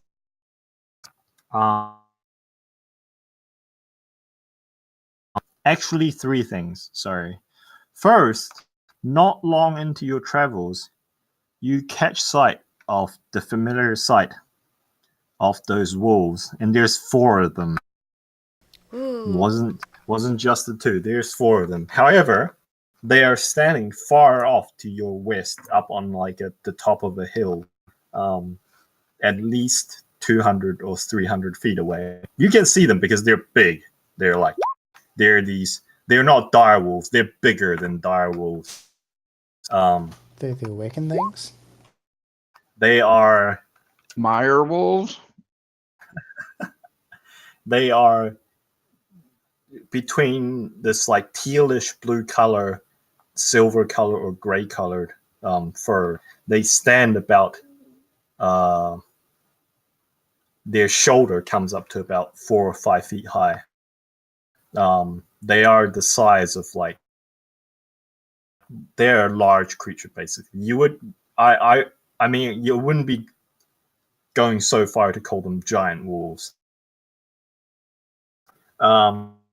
But yeah, they appear to just line up in a kind of like line up on this western, about 300 or 400 feet away, just looking at this convoy as it walks past. But they don't otherwise approach. They just like kind of like survey your group as it goes past. The soldiers in Pippin makes note of this, and they kind of like adopt a more alert posture, keep an eye on them, but the wolves don't bother you. Hey, Pippin, that would make one hell of a rug, I'm just saying. Normally I would take you up on that quip, that offer, that challenge, but I'm afraid we don't have time today. We don't have time to stop. Plus, any stoppages that we make risks the convoy, and Maybe on the way back. They seem Sure. pretty. They seem pretty. This is their territory. I agree. All right, so you guys travel further on to the day, like basically at some place during noon. The convoy stops for a moment for them apparently to refuel the steam dragoon. With apparently just plain water. Like they go down to the mire. A party goes down to the mire, fetches some water, comes back up, and refills up whatever tank reservoir that's powering the steam dragoon. During which time, like you guys can, some of the drivers like take a moment to eat some lunch. You guys can do whatever you wish.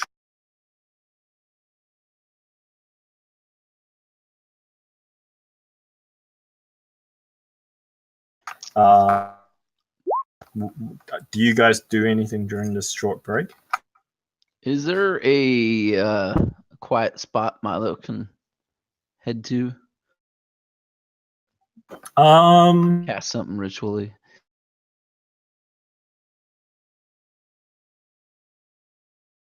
Roll me a survival check. All right. And I just found a pimple on my nose for some fucking reason. I thought I was done with this. Jesus. It's never over. Clogged pores are clogged pore.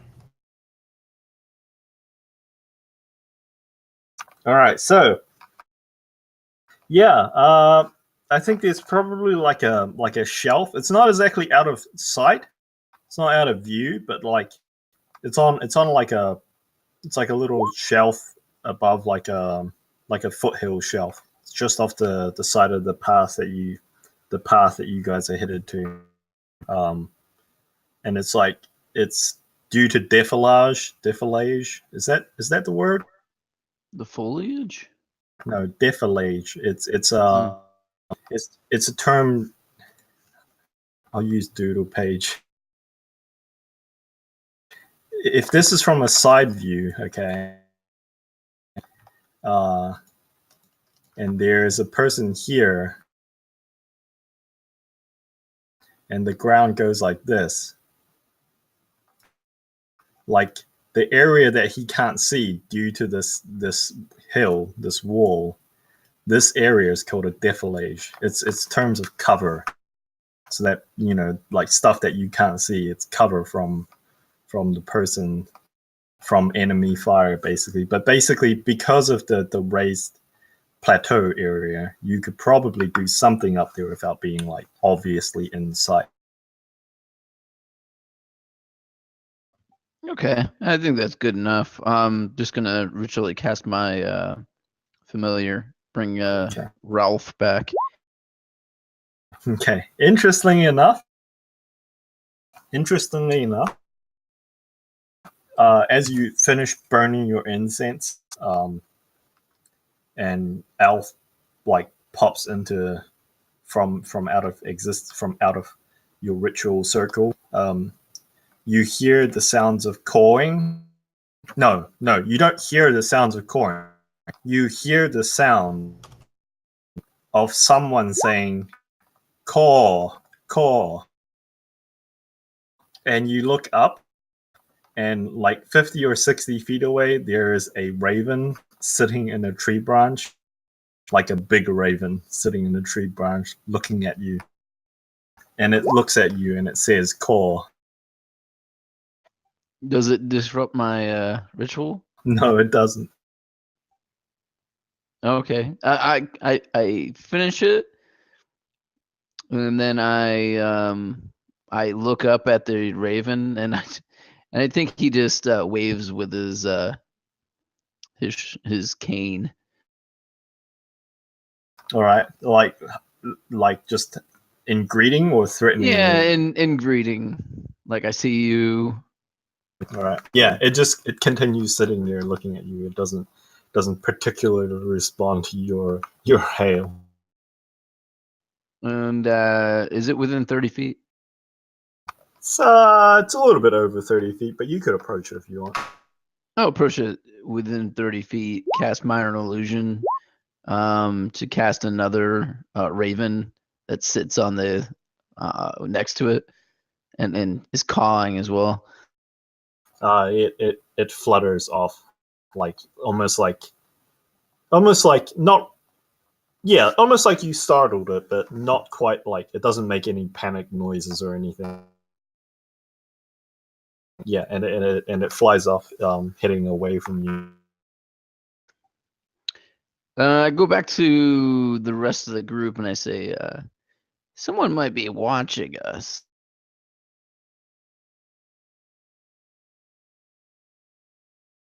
Pippin speaks up from his suit and says, "Huh? What's that?" I just saw a raven. Yeah, there's a few of them up here. Was it as big as me? And did it say caw?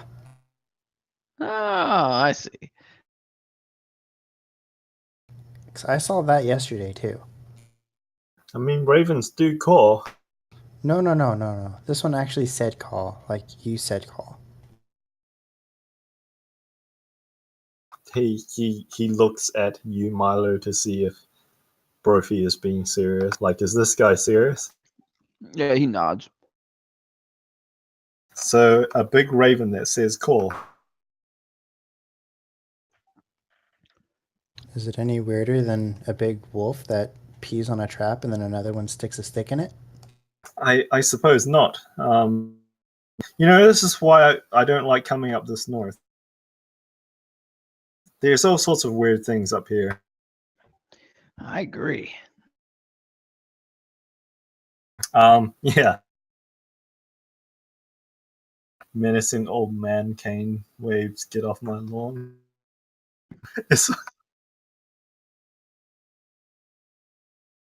Get off my ritual. Dad burn kids. Yeah, so you guys finish your little post noon break. Refueled up. Before we go, I'm gonna go over to Serafina and hand her back her thieves kit, her tools, and the other pair of night vision, the night owl goggles, whatever. Sure. We wasn't sure if you were gonna make it back or not, so I was just holding on to these for you, and her satchel of holding. Okay. I basically just took all of her valuable shit. Hey man, when you die, people just loot your fucking corpse like it's nothing. No respect around here. Well, someone's got to pick locks. I didn't know Brophy could. Serafina's just gonna like nod in thanks, and she's just so grateful that everybody is accepting her back after like her punk ass died. So she's going to like start thanking him profusely in like halfling. I speak halfling, believe it or not. Yeah, so you can actually totally understand that she's thanking you profusely. I'll tell her in halfling. Don't worry about it. If I die, you can have my stuff. I don't care. She's just still going on in her. She's like basically saying that, Obi, you're the greatest. You held on to all my things. You're my best friend now. Like you actually care. And she's just going on and on and on. Oh God! Why don't you go meet the other short guy? He talks a lot too. Only when he's nervous. I've had enough coffee today, kid, but I'm happy you're back. Thanks. There's a what? A short guy? What? I don't know. We picked up I fed a stray. Okay, I'm sorry. Yeah, it's Brophy. He's a halfling, another urchin like you. He was dead on the table. He came back. I fed him a sandwich because he had just came back from the dead, and apparently he won't go away. That's exactly what happened. Pretty much. That sounds like, and she's gonna start looking around for her mouse. The mouse is dead. I think the mouse did not survive the fireball. What? Huh? What? Do you not remember the fireball? You know what? You might not have remembered the fireball. You might have been. There was a couple fireballs. So they firebolt the mouse? They fireballed everything. You should see. There's like the alley's now 3 times as big as it was when we went in there. She's just gonna start crying, just like ugly sobbing. You still have your scroll to summon familiar. You can make yourself another mouse that talks to you. Not the same thing. It's not this, and I'm like, I'll kind of look over at Thalia and say, "Did you just offer someone whose puppy just died a new puppy?" Well, I offered technically her a pony because it's better. Well, let's not get crazy now. But yeah, I give her back all of her things and go back to Pippin and Jenkins. Are you guys sure that Rolf didn't eat the mouse? Rolf died before the battle even started. Yeah, I did. Which is kind of sad, but hey, that's what happens when you send your bird up ahead. Although I guess that's kind of Ralph served his purpose, right? That's kind of like he's like an early warning system. Otherwise, you guys would have been caught flat-footed. You also helped lead us right to the trap. Hey guys, the trap is over here. I can see it. And then yeah, I'll just kind of, I'll have Griswold's revenge strapped like slung over my shoulder, and I'll kind of like talk to Jenkins and Pippin and say, "Who do I got to see about getting one of those things of my size?" And Pippin says to you, well, here's the thing. They don't actually make these in your size.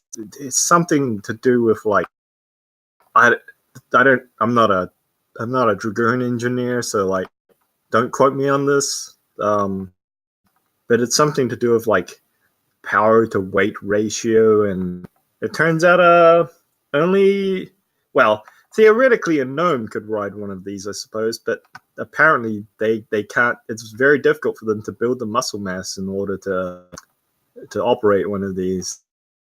It's not exactly a, it's lifting weights in here. Well, between you and me, that's a bunch of bullshit. Brophy's gonna like start jumping up and down on top of the tank. You can hear audible clang, clang, clang, and he's gonna yell, "Does that mean I can have one?" I'll look at Thalia and say, "I am officially no longer responsible for him." You fed him, he's yours. I'll put him down. He's just like a puppy. You wouldn't shoot Marmaduke now, would you? Listen, Marmaduke isn't as annoying as that guy. Just imagine if Marmaduke could speak. Maybe we should get him neutered as well.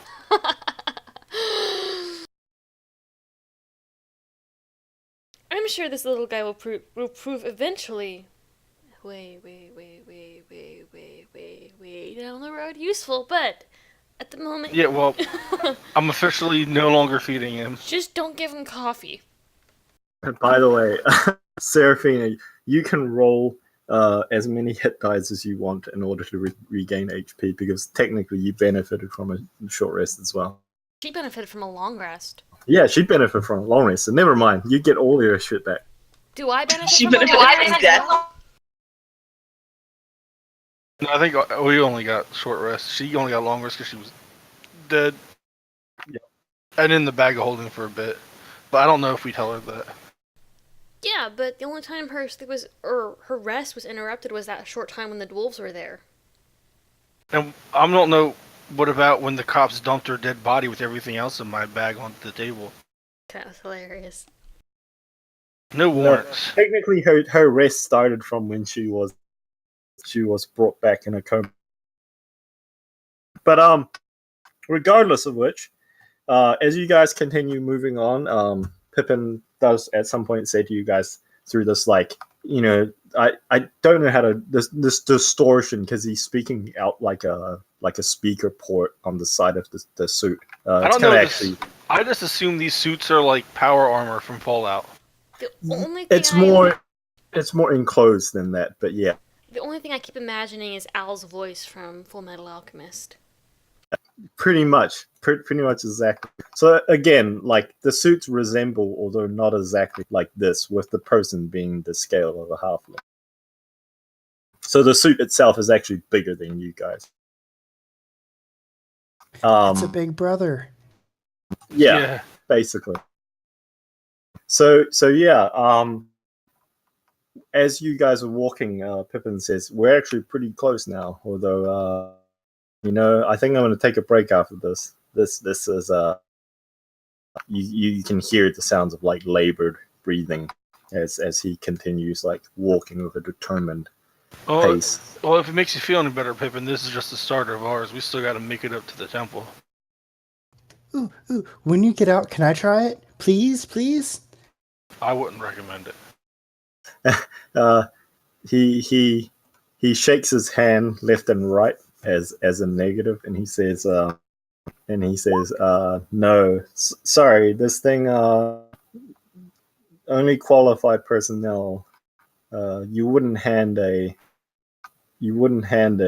fully armed galleon to you wouldn't hand a fully armed galleon to a person whose only experience out at sea is a rowboat.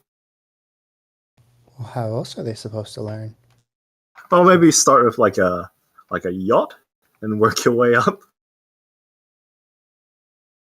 But yeah, he says we're actually pretty close now.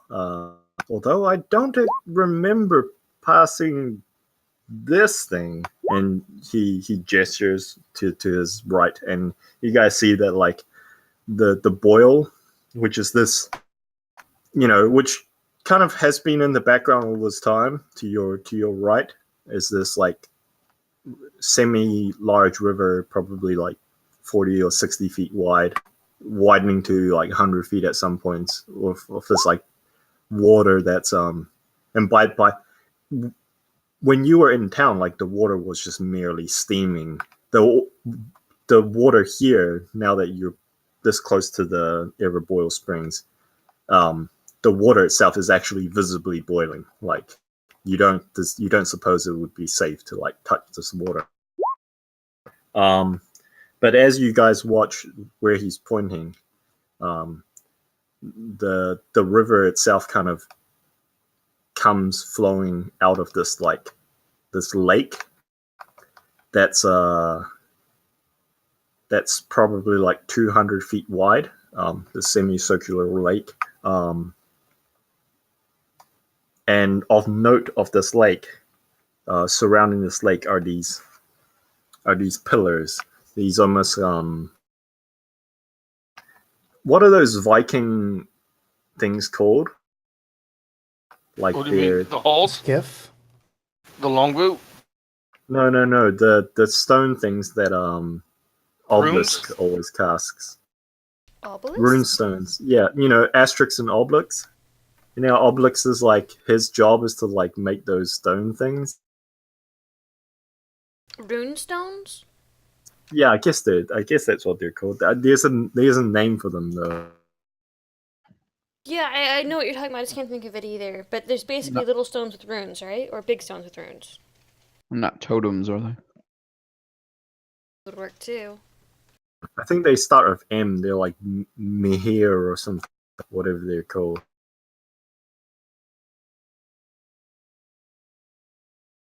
I don't even know what you're talking about. God damn it. Why is my brain like... I know this shit. They're big stones, right? Menhirs. Yeah, I knew that's what they were called.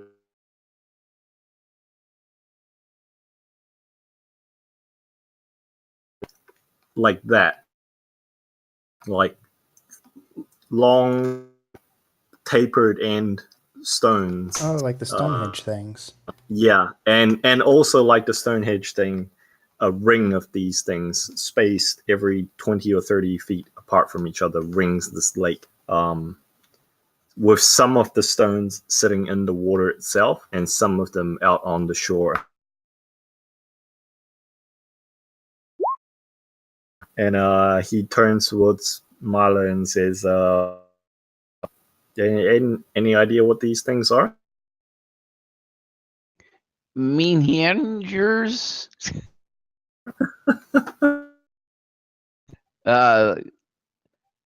If they look arcane, he's gonna try to figure that out.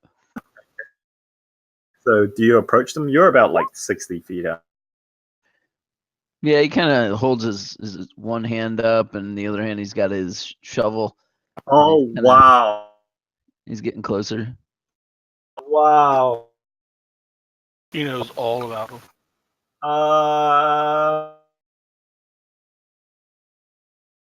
I mean, shit. I mean, a 27 is pretty fucking high. Okay, so Milo, you're not exactly sure how these work, but you recognize arcane working when you see it. And as you kind of parse out the faint tracings of like moss covered runic carvings on these, it's not the same school of work that you're familiar with, but you can kind of parse out almost like a foreign programming language that the general gist of whatever spell work is at hand here.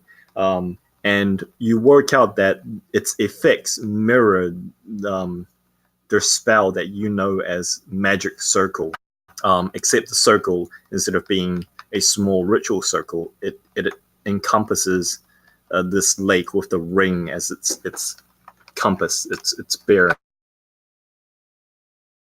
Do I know what it's designed to keep out? Sure. So you also know, because of your ridiculously high fucking roll, that the circle is inversed, so that it's designed to keep things in rather than out. And the particular flavor that it's tuned to is fiends. Is similar to our training that we got when we started. Yes, but that circle was tuned to undead. Ah, some kind of fiend or demon in here. Wait, undead? Stone? What? I wasn't paying attention.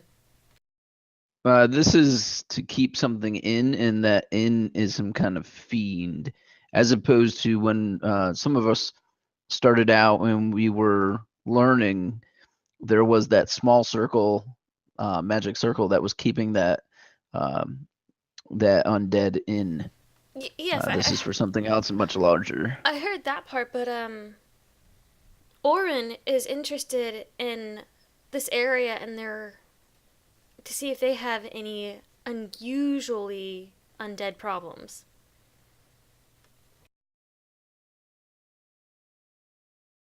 Or if they have an order like us here.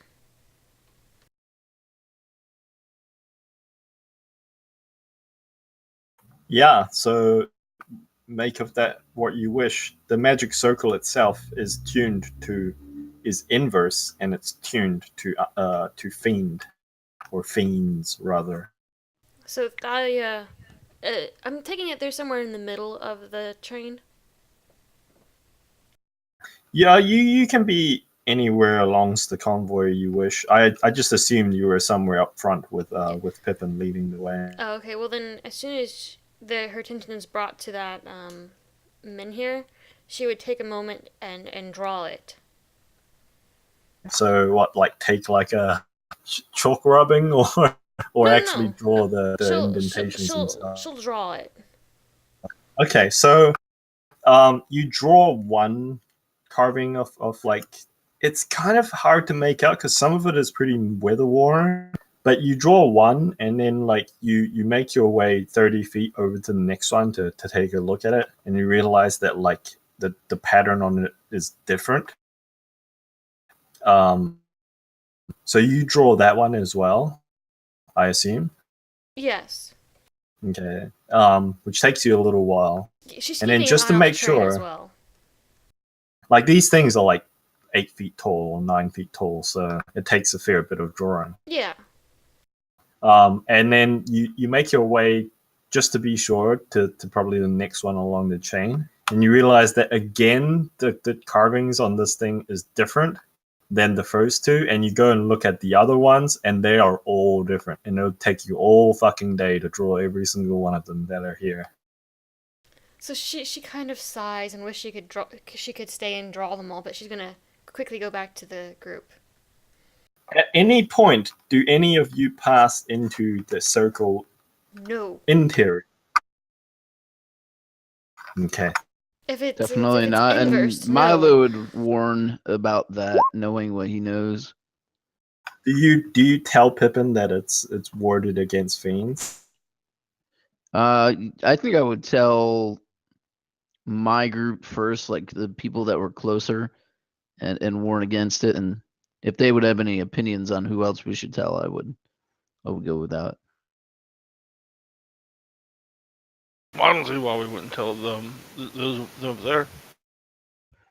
And if they were anywhere like heading towards it or going to go through it, then I would stop them.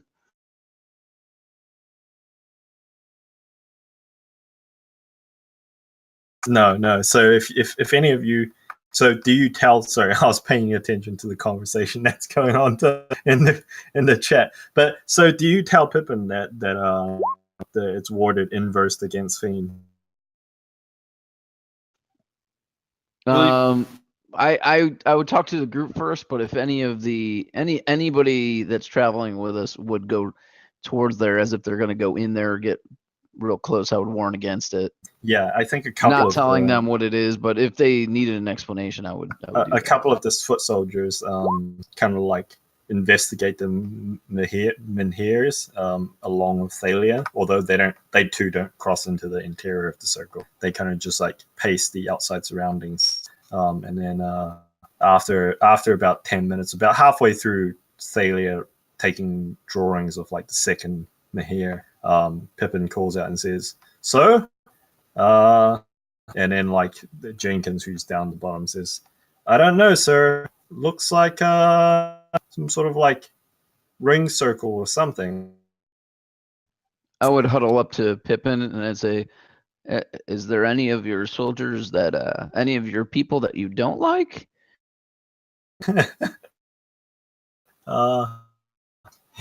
He grins and he says, "Not officially." I would keep everybody away from that. Evil lurks within. Evil as in like capital E or like As in fiendish evil. I don't know that we want to find out.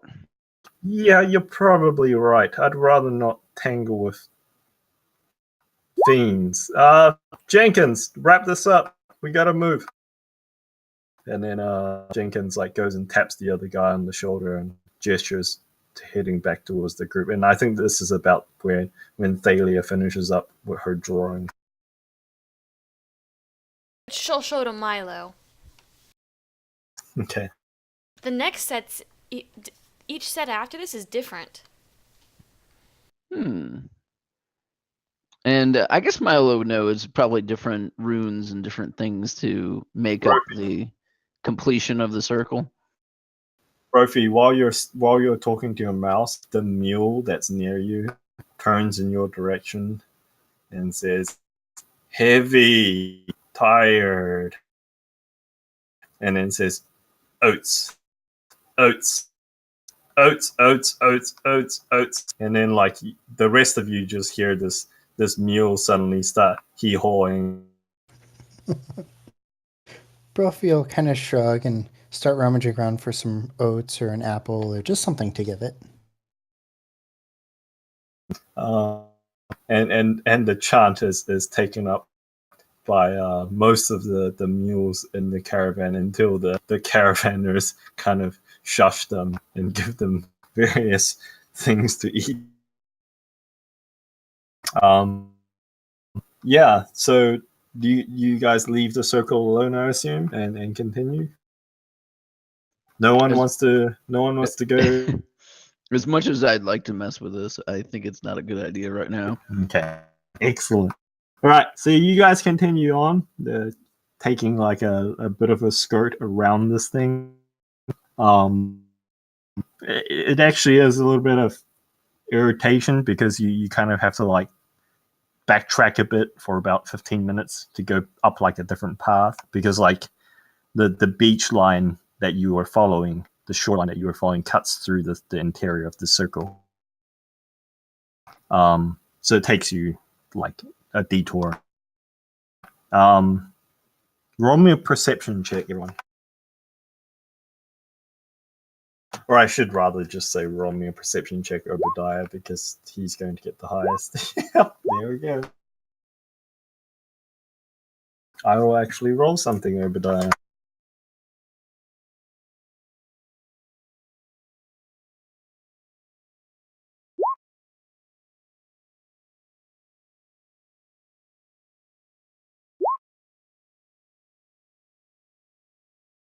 Okay.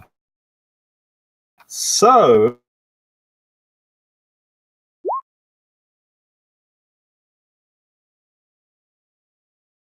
But I also have observant, so I also always have advantage on it. yeah. Instead of giving me +5 to the whatever passive, I just get advantage on all. Yeah. So instead of giving him advantage, instead of giving him +5 to passive, I instead just give him advantage because I don't typically use passive that much. Funnily enough, none of you notice anything particularly wrong in particular. So nothing happened. Okay, I like that. Nothing that you know of.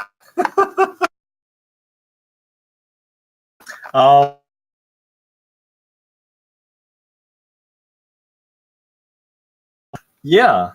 So you eventually crest over this hill line, and you see before you, as you crest this hill, the site of Everboil Springs. And it is this large,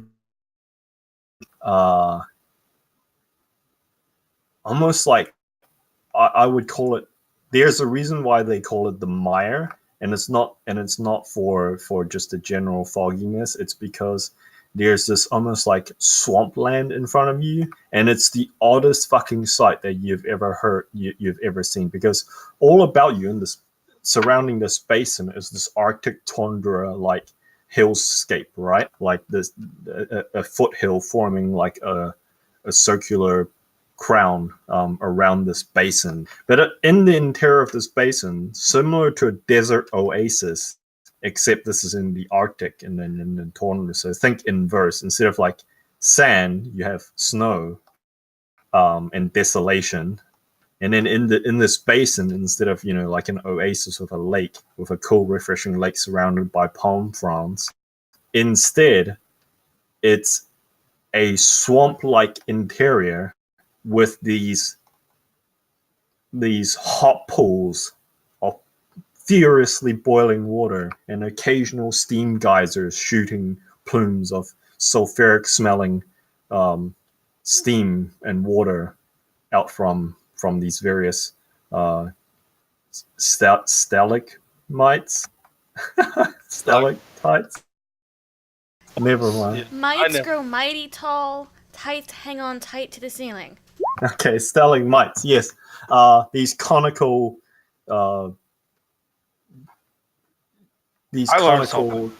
tower things shooting forth geysers of water every now and then, and surrounding this mire, this boiling swampland, and interspersed between all the dry parts are these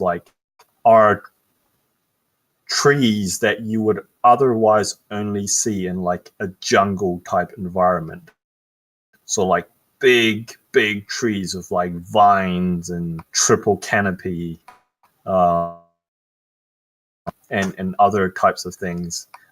In amongst one of the more bigger clearings, you can see not anchored to the ground, but drifting this way and that way a little bit, as it's anchored by these ropes that have been thrown down to the ground and planted in with these giant iron pitons, is the airship.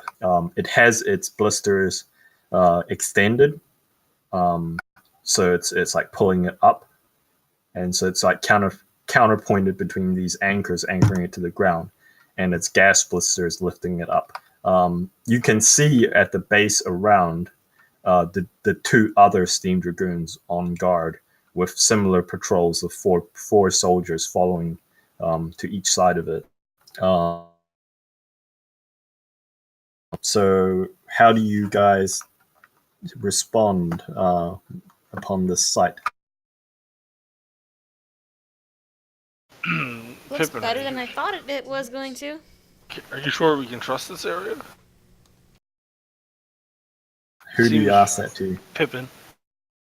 Well, this is the first time I've been here, honestly, and last night when we arrived, couldn't actually see all that much. It looks, well, it sure looks weird, doesn't it? If it's too good to be true, it normally is. It's almost like an oasis. It's almost like a trap.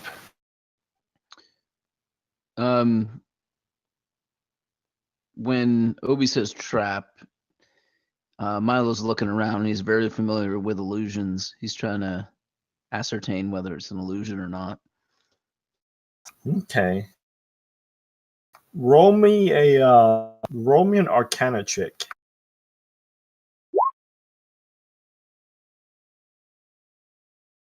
Okay. So you cast your mind, your senses around to look for signs of an illusion spell or of some kind.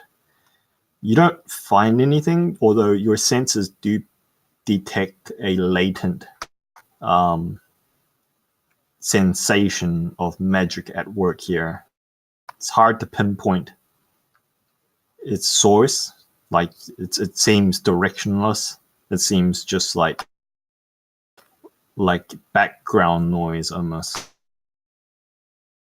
and you can't quite determine the flavor. But you do detect that there is magic at work here.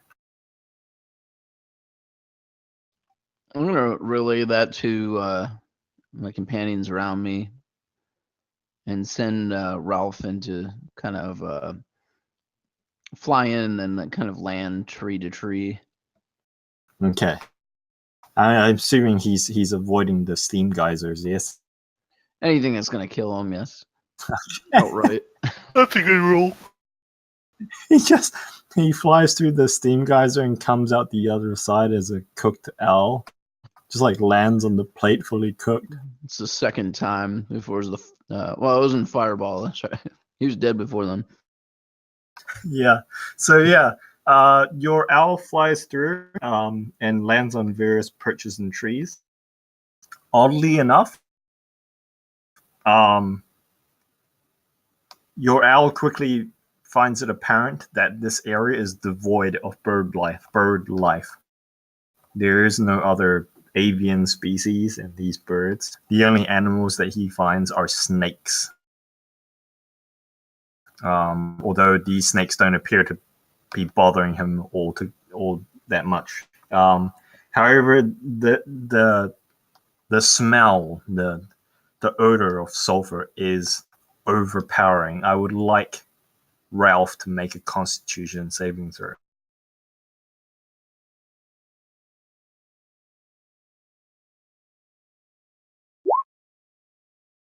Right. So your owl kind of taking heed that the air is hardly fit to breathe, quickly flies upwards to safety out of this low-hanging murk to get some fresh air, and reports back to you that like the air quality down there is not so great.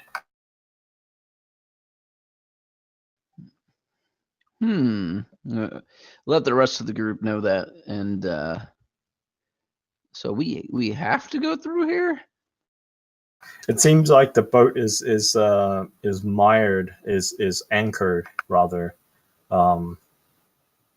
at one of the larger like peninsula islands out down there in the murk.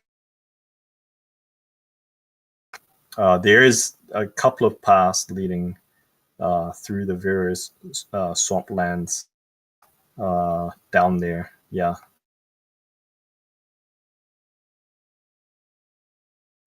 Pippin says, well,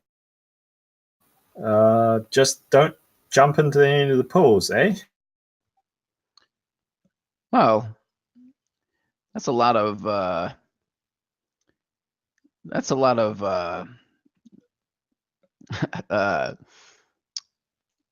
caustic stenches to walk through as well. How are we gonna make it? Yeah, we should be fine. We're not exactly electing to stay here for days on end.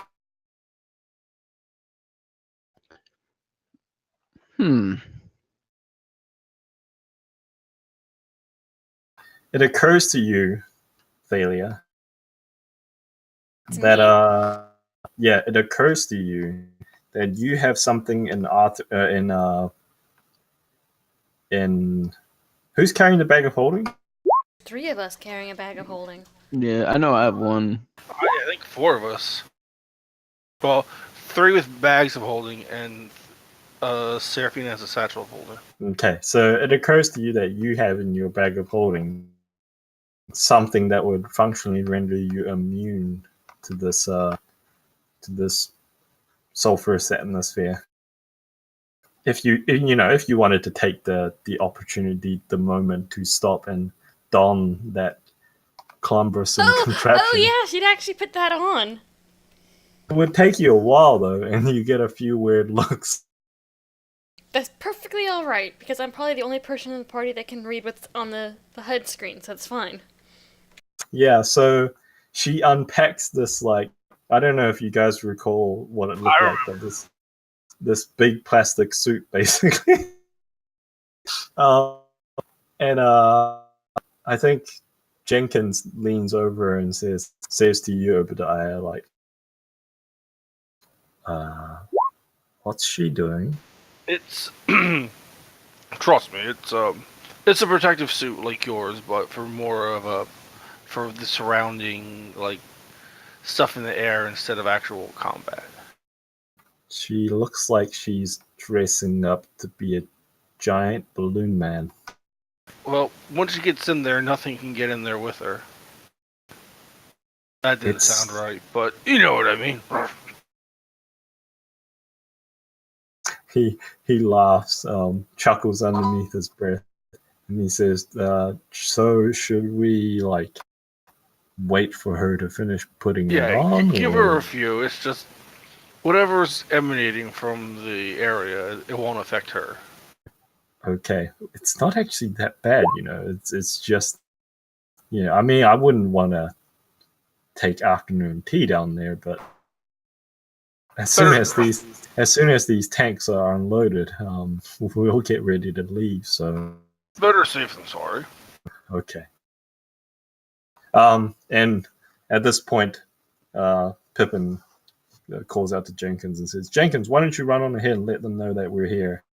We'll wait here for a moment to catch our breaths." As he looks pointedly towards Thalia, who's like halfway into this suit. It won't take me long. I'll be there in just a few minutes. And I will kind of go out of earshot to Pippin and say that one was more about getting out of an outfit than getting into one, if you know what I mean, and kind of elbow him in the ribs. That's not fair. You said it out of earshot, Obi. We'll elbow him in the suit's ribs. Make me a strength saving throw. This will be good. Hey, I'll take that. Yeah, your elbow strikes the side of the suit with a resounding clang. You don't. It's rather painful. It's more painful than you were expecting it to be, but you don't like pinch a nerve or anything, so it's fine. And if he laughs, which I'm assuming he does, I'll say, "No, I'm just kidding. She's a good egg." He's making some weird shaking motions with his suit. Like the suit is shaking back and forwards like a little bit, like just swaying, but there's no sound coming out from the external speakers. Like if he could reach it, his suit would face palm. Yeah. So you finished donning your suit. There's a weird symbol in your suit that appears to be like a little cloud pattern, and it on your HUD in the right bottom corner, and the cloud pattern flashes in between white and yellow.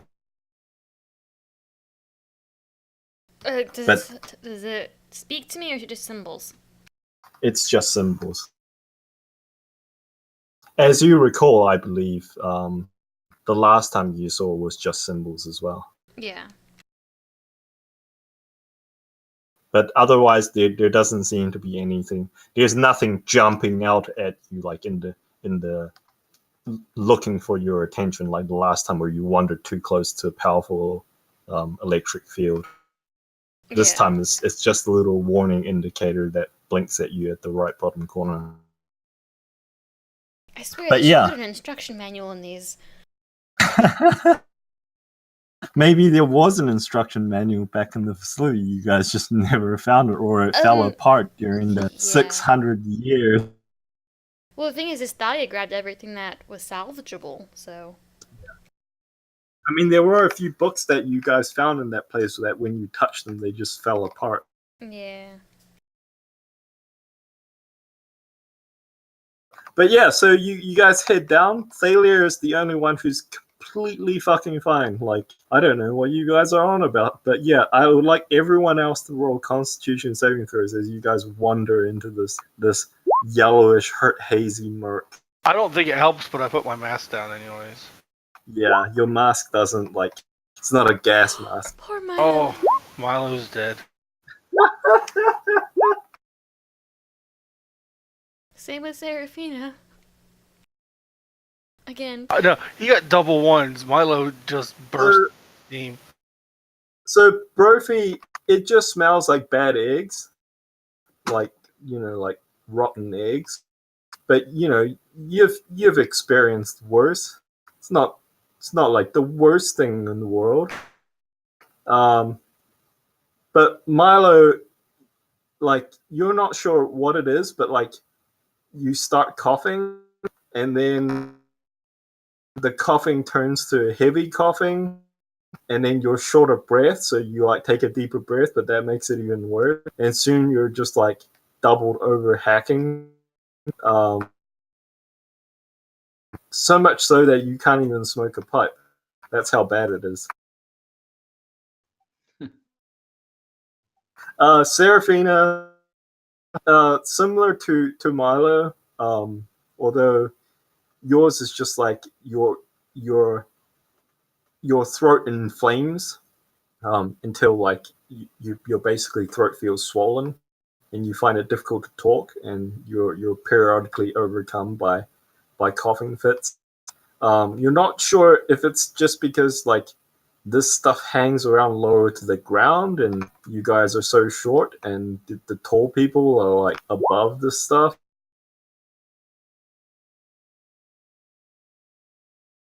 I'll pick up Milo and I'll tell Brophy to pick up Serafina. But yeah, Milo and Serafina, you're both suffering the poison condition, but you don't take any damage. Okay. But stout halflings are like resistant to poisons or whatever. Oh, right. Right, so you have advantage on your saving throw, don't you? So never mind. It'll seem momentary, like you just have like an odd irritation in your throat, but otherwise you're fine. So yeah, actually Brophy and Serafina is fine. So Milo's the only one who just kind of like doubles over hacking and seems unable to continue walking. So one of you might have to pick him up. I'll sling him over my shoulder like a sack of spuds, and I'll make sure I pick up his broken shovel handle. So Milo, do you like puke all down his back, or? It's fine. This jacket, it doesn't matter. Yeah. It's water slick, baby. Yeah, well, then I will. The Once I puke realize that. the puke just runs straight off. It's fine. Yeah. That's why I paid the good money for it. All right. So yeah, so you guys, Pippin arrives back. He blinks instead of waving, which is rather cumbersome to do. He blinks his shoulder-mounted lights twice as you guys approach the thing, and one of the steam dragoons that are on watch blinks its lights in return. And soon after, like a bunch of people, like just a bunch of humans, elves, half elves, come descending off the side of the ship in little harnesses. They're almost like swing harnesses attached to ropes. Basically, just like car tires, basically. And then they hop off and they get busy to work rigging the canisters, the tanks to pipes, and siphoning them, etc., etc. Pippin turns towards you guys and says, "I won't hold you down here in this murk. Feel free to get topside as soon as possible. Get out of this disgusting haze." I'd say, well, I would say down, but and I'd kind of like shrug my shoulder that Milo's on. Milo takes some more. It's fine. It's just bile now. Yeah, there's nothing. The jacket's fine, and I'll just kind of like grab a rope and get pulled up like a pirate. All right, so yeah, you guys re-brought back up onto this thing. I think I should describe this to you, Brophy, because this is the first time you've actually ever seen it. It's a giant metal fucking ship that seems to be floating up in the sky, just suspended by 3 balloons, one up front, 2 along the 2 sides. The ship itself is bigger than in fact, I think the last time you saw it, I'm not sure if Brophy would be the type of person to be interested in this, but like was when this thing was docking at the gantry back at Winterhold a few hours before the gantry exploded. But yeah, it's a giant metal. It looks like this. A giant metal phallic object. Yes. Oh, we're back to that again? Brophy's gonna mutter, well, somebody's trying to overcompensate. But yeah, in terms of beam, it's like 200 feet something long, 300 feet something long. Is that right? And I'll take Milo to our quarters and kind of lay him down. No, 200 something feet. And in terms of height, it's probably like 30 or 40 feet high. But you have no idea how such a monstrosity of seemingly worked steel hangs suspended in the air. Yeah, Milo, you return to a quarter. You feel a little bit better out of that murk, but you're still suffering the poison condition, although you're no longer incapacitated by just coughing fit. All right. I think he'll lay down for a while. I'll put his shovel handle next to him, and I'll go back to where I saw all the other guys with the cool needle guns and see if there's anyone there. All right, so you run into Lieutenant Montgomery, who greets you back aboard the ship and says, "I'm glad you made it. Didn't have any issues, did you?" Well, we seem to have misplaced Otho. Have you? Last we heard, he disembarked right before the explosion. Yes, he going. He was in the infirmary. I heard that he mentioned something about a sign or portent, and he made to leave the ship, and That was that was 5 or 10 minutes before the explosion. You said you did not find him. No, I think he actually went to look for you guys. we got ambushed by some assassins in the town. Apparently they were hired to prevent us from going to the temple, but we survived, most of us. But everyone's here except Arthur now. We were hoping we could find. I was hoping to find out something from you if you know where he went. He said he was looking for us. He shakes his head and he says, "No. The only thing I know is Doc said that he dropped everything in the middle of his work and just said something about portents and rushed off the ship shortly before the explosion, like 5 or 10 minutes. From what Doc gathered, he was headed out to look for you guys." We were trying to make our way back to the ship after the unpleasantness in the alley, and we saw the gantry explode.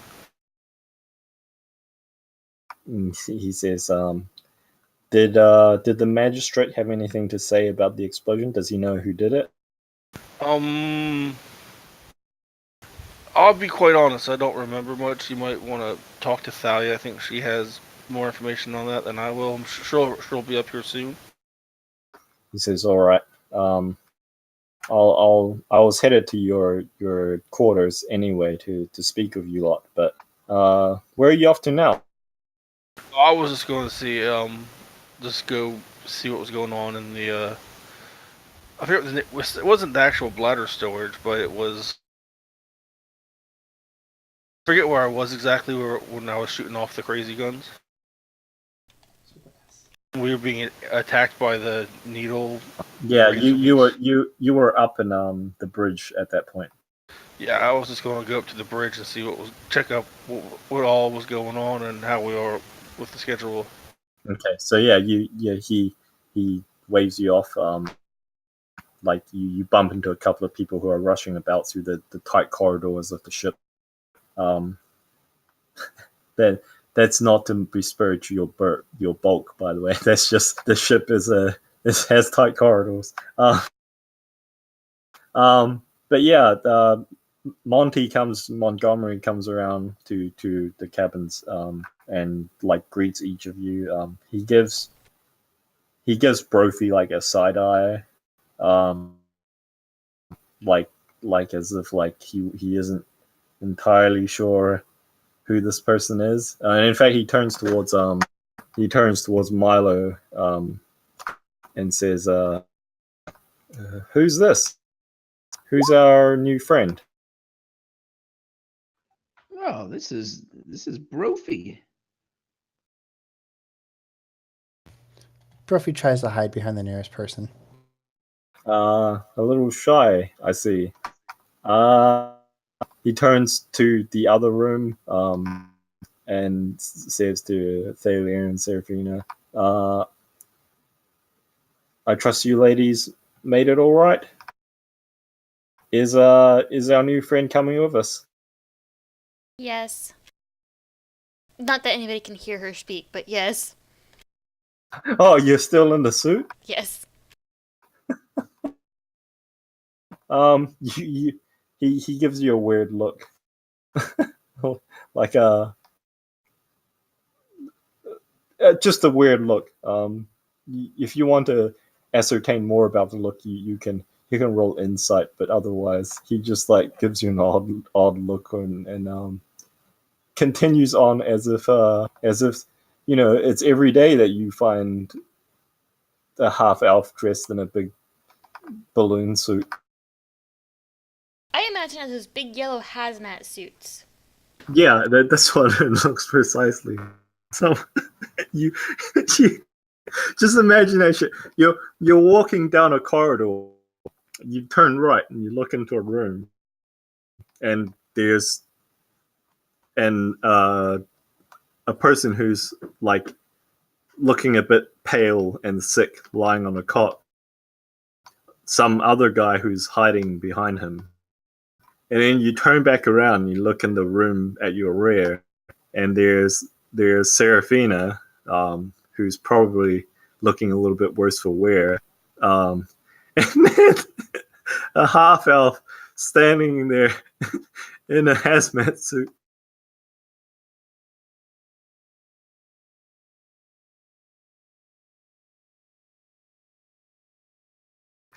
Sorry. Mental image. Never mind. That's fine. It does make a pretty funny image. Right, and he says, "Well, I'll leave you to finish up whatever it is you were doing. We'll be leaving within an hour once the tanks are drained. I trust you've handled all of your business in town. I must say that I don't think without the gantry there, I don't think we'll be able to make dock there anytime soon." I think we're okay. I think the next time we'll probably stop in town is probably when we're heading back from the event. He nods his head.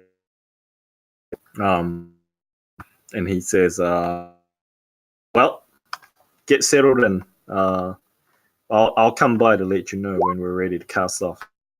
And he knocks twice on the door jamb, as if to illustrate his point. And he nods to each of your rooms before heading off, unless you have something else to say to him. Oh, where's the EXO? So the EXO is currently not here, apparently. And the captain is you're told is in his quarters. Oh well, You're told that the EXO is down ground side, supervising the loading. all right. Well, that's fine. When we take off, I'm assuming the EXO. Where's the EXO's office? When we take off, what's the EXO's name? Before I. You were never formally introduced to the EXO. You were simply told that he's the EXO. What's the EXO's name? Yes. Give me a moment while I find the notes, because I don't actually have the notes here written up. EXO so and so. Okay. Well, I picked something up for him in town that I was told that he liked, and I wanted to make sure he got it. I think the EXO is one of the ones that I don't have names for. Let's just name him Zeno. XO Zeno. EXO now. So you're told the captain's name is Valentino, but I haven't got a name for the EXO, so you guys are free to make up a name for the EXO, actually. EXO Frank Enfurter. Okay. Frank Enfurter. Is that what he's called, Frankenfurter? Mm. Okay. He's also a doctor in his spare time who likes leather. I don't even get that reference. Rocky Horror Picture Show. His name is Dr. Frankenfurter. Okay. Let me write this down so that I don't forget it. Just think of Tim Curry and leather. I watched 5 minutes of that movie and I had to turn it off. Oh, it's classic. You gotta go to the movie theater and see it. God, no. I like it when they have one of the local theaters. They show it every now and then. Bring toast with you. Will they play Jaws there? Every now and then, but not nearly enough. All you need to know about Rocky Horror Picture Show is it's got this like 20-foot dude dressed up in women's lingerie through 90% of the movie. Tim Curry, man. How do you spell Frankenfurter?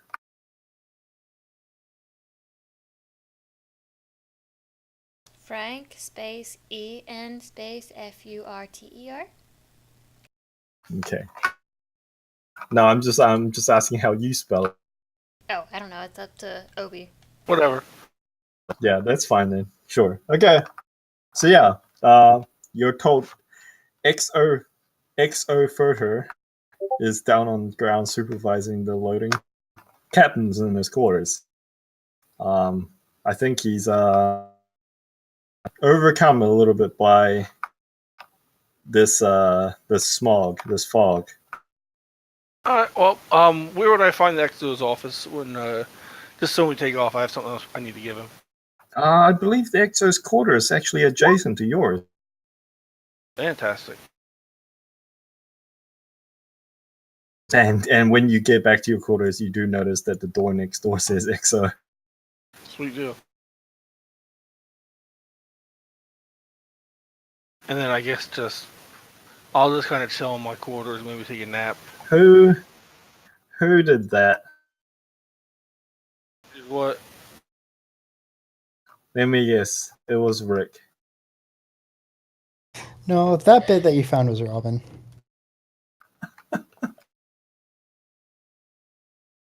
Okay. Regardless of what. I'm worried that which part I haven't found then. Oh, I see it. Messy hole. Okay. Sure. No. Yeah. So if none of you have anything else to handle, She would talk to whoever was questioning about the the people were asking about. So Lieutenant Montgomery does come by at some point and kind of like walk you through what happened in the alleyway. He has like a notebook that he's taking this down. How much detail are you putting in? A lot. So you're not holding any information back. Nope. You describe in detail your confrontation with the guardsman, with the constable, and the magistrate. Yep. Okay. I will not tell him, however, that they have drawings. Okay. Sure, I'll mark that down. If he asks the magistrate, then the magistrate can show him, but that's not something that Valia is going to volunteer for if a spy overhears to go and steal. Okay. All right. So he says he says to you once they're done. He says, "Thank you for your time. I'll get this run up to the XO and he'll let the captain know. I'm sure we'll get to the bottom of this. It's a pity about Arthur. We'll look for him in more detail when we swing back this way. Hopefully the magistrate has something for us by then." We can only hope. Well, you didn't find his body, so I suppose that's a good sign. That is a very good sign. However, it worries me that I gained my attunement back from my spell orb that he carried. How does that work? She briefly describes it. So it just means that it's destroyed, right? Doesn't necessarily mean that the person carrying it is, well. Yes, but as a cleric, why would he take it off? The only way for me to gain it back would be if he took it off or if it was destroyed. Yeah, that's what I'm saying. It may have just been destroyed. And that's what we're hoping. Well, regardless of which, I think we're just about ready to head off. So I'd ask you again, previous to last time, to stay in your cabins until we're underway. A lot of crewmen moving about, you understand? Yes, I do, but I'm worried that whoever blew up the airship the first time is still on the ship. Our suspicion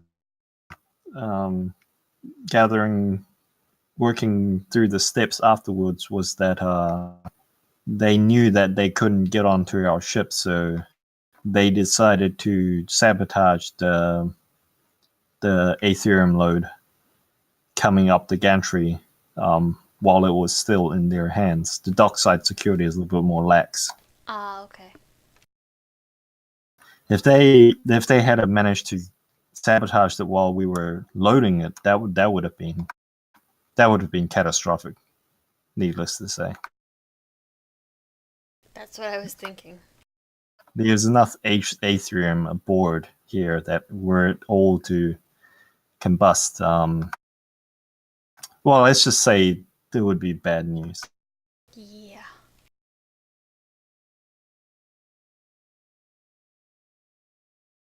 Yeah, and he nods and basically heads off to go about some business. The passageways are busy with crewmen passing this way and that, carrying various odds and ends. You guys can still obviously cross the corridor to head into each other's rooms, but what do you leave the XO, by the way, when he gets back? Oh, I just want to give him that half pound of celestial tea. Oh yeah. He looks rather surprised when he says it. And he says when he sees it, and he says, "How did you know?" Compliment of myself, my group, and Pippin and Jenkins of your I don't know the name of their outfit. Yeah, I do. God damn it, what the hell are they called? Cannot remember.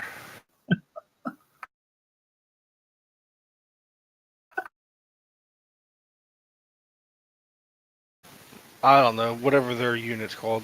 It'll hit me. It's fine.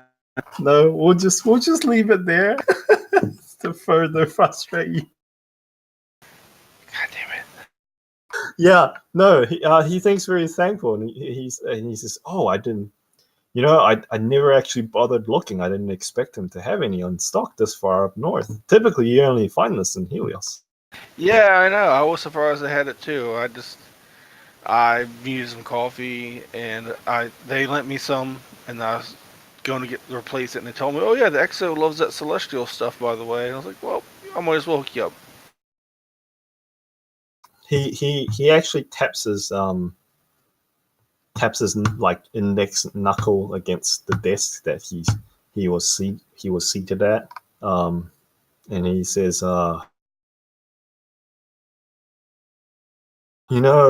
beyond surprising, I actually find it a little bit suspicious. Where was the shop that you found this tea at? It was in town. It was the closest general store to the exit, so I only had a certain amount of time to get out. You'll have to show me where this shop is on when we get back here. They shouldn't have any in stock. I mean, it is already rare enough find down in Helios. The fact that they have some up here means the shopkeeper has, let's just call it connections. I suspect that this, then he gestures at the package that you hand him, is possibly grey market, probably even black market. Well, all I know is I asked him for coffee and celestial tea, and that's what he sold me. How much did he charge you for it, out of curiosity? Well, it's a gift. I feel like it's something that, you really don't want to discuss price. He nods and he says, "No, this is more out of professional curiosity. I'm trying to ascertain if this is passed through the black market, or typically they mark the price up when." Well, it was definitely, it wasn't cheap. It was 20 gold for the half pound. He nods his head and he says, "Definitely something suspicious going on here. This probably is smuggled. For a full pound back in Helios, this goes for about 10 gold in more expensive outlets." Well, I don't feel that ripped off then. But thank you, regardless. Absolutely. You have a good one, Exo Furter.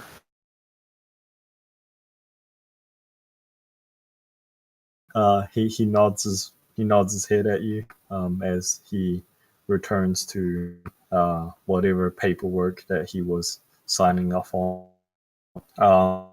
Yeah, and you guys head off. You pull up anchor, head off. The caravan heads back to town on its own, without any accompaniment.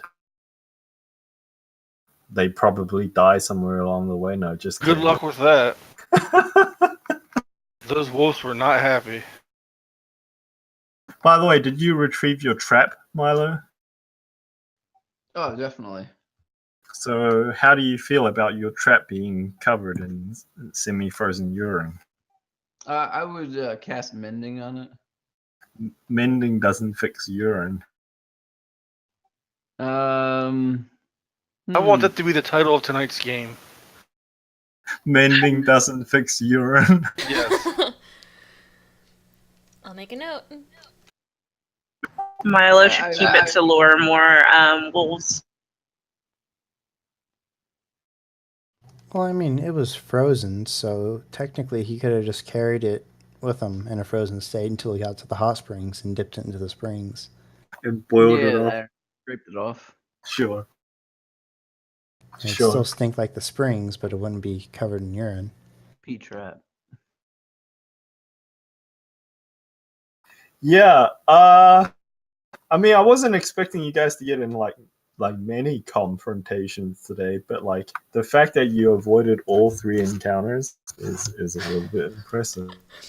You know, we've done this a couple times now, Kev. You should purposely plan an encounter for us. Yeah.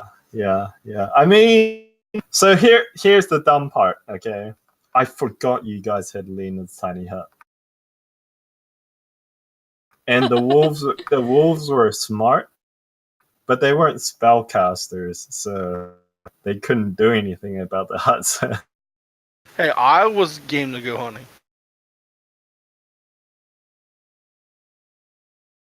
Dude, I'll just let you know that these wolves aren't classified as beasts. They're classified as monstrosities, just to let you know.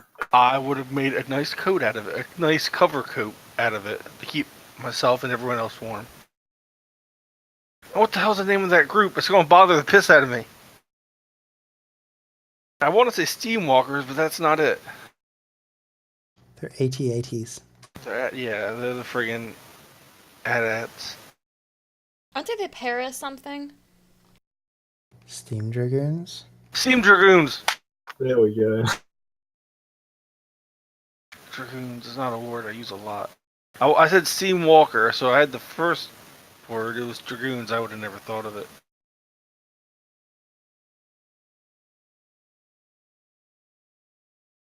I'm just waiting for Brophy to get into a fight, though. His whole demeanor is going to do a complete 180. He goes rage, and then suddenly he's just incoherent ball of like madness. Well, you guys as characters wouldn't know this, but the reason why he hates violence and all that is because he completely snaps and he always winds up hurting things. And he always feels bad about it later, so he tries to avoid it whenever possible so he doesn't hurt stuff.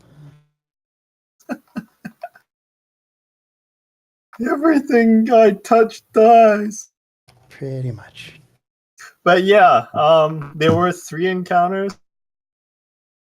You guys smartly avoided the one that I thought was unavoidable due to stupidity on my part because I forgot someone had the certain spell. Well, 2 of us have it. One of which was an encounter that was completely like you guys avoided it pretty. I mean, I expected you to avoid it. I didn't expect anyone to be like, let's go investigate the giant fucking hot spring lake surrounded by suspicious pillars. Well, I guess you guys avoided that fight because someone rolled a natural 20 on their Arcana check. And then the third one, I won't share any details on because reasons. Because you can do it later. I like my double 1s for Constitution. That was good. Although I think Brophy is still a little bit upset about the lack of bikinis. Yeah, and nobody's paying any attention to him. Because he won't stop talking. All right. So Seraphina's back alive. Congratulations. By the way, you guys head off. You're told that the place where they were going to stop. There's like some kind of outpost. The EXO would tell you this, by the way, that there's an outpost that is at the rim of the caldera, surrounding the shattered peaks, and that's actually as high as the ship can go, onto one of these base islands, these base floating islands. And it explains to you that the higher we get, the less effective the blisters are, and the more we have to start relying on the ship mage. And his endurance can only take us so far. We'll have to stop off at this. I don't know why Frank Inverter is suddenly half Russian, but apparently he is. Works for me. But yes, we have to stop off at this island, and you will have to walk the rest of the way up. I've never done the trip myself, and I don't know of anyone else who has, but I have heard rumors that it takes a few days walk up this track, which is convenient because apparently the alignment only lasts for a few days as well. We should arrive about half a week before the alignment, so you have some time to prepare.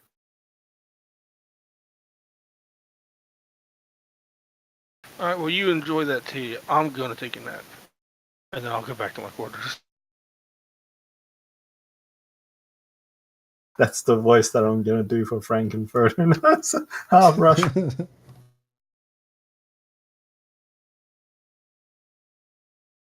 It's actually because I've been playing a lot of fucking characters with bad Russian accents in my off games. So I've gotten a habit of just slipping into bad Russian accent whenever I want to do an accent.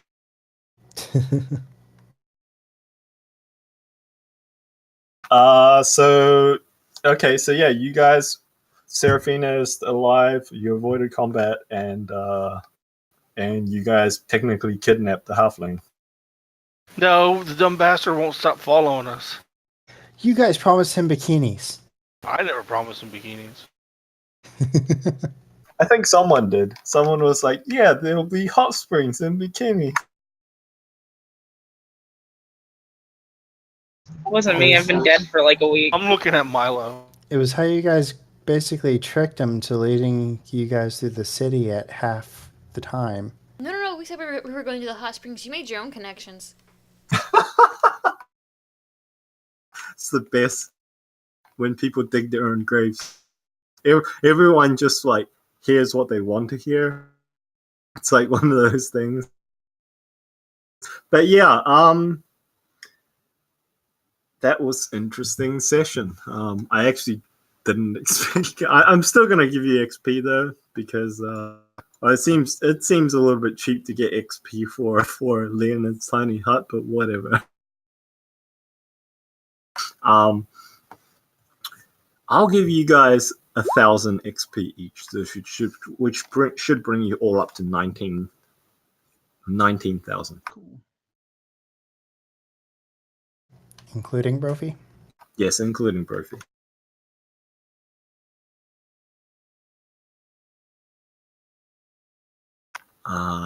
Which is kind of a little bit sad because the wolves are pretty cool. Hey, I was all about it. Brophy tried to make friends. I mean, the wolves can speak, so...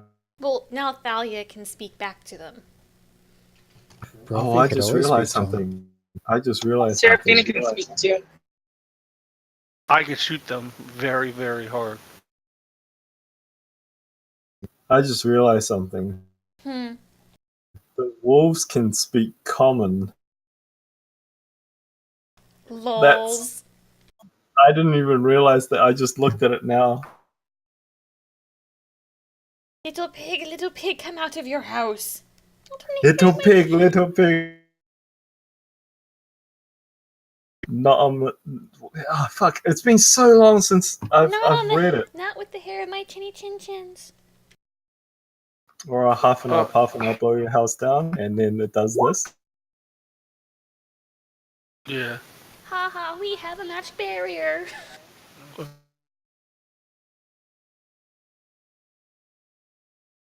Alrighty, well, that was fun. I will be back next Monday. Will everyone be here next Monday? I should be. Anyone who's not going to be here next Monday, please speak up now. I should be here. Okay, excellent. In fact, you guys will get enough time in for a long rest. So if you guys want to recover all of your spell points, etc., you lose the poison condition, any exhaustion that you guys have had. I don't think you suffer the -4 malice from Revivify. I think that's only raised dead, right?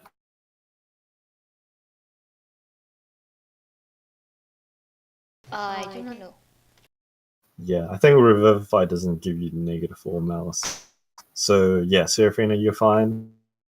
So we'll start next session with everyone at full HP and resources, which is fine because reasons.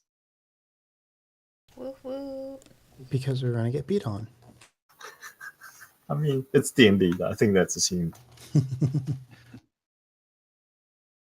If you're not expecting combat, you're playing the wrong game. And if we bypass it and make the GM go, what the fuck, we've succeeded. Yeah, that's happened more than once now. Where, like... It's funny because I have to, like, start planning multiple encounters per session because, like, I'm worried that you guys are just going to be like, yeah, no.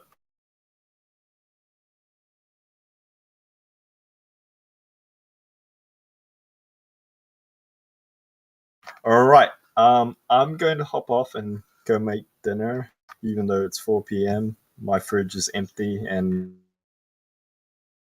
I have to go shopping, I guess. Oh, poor Kev. Yeah. Yep, good night, guys.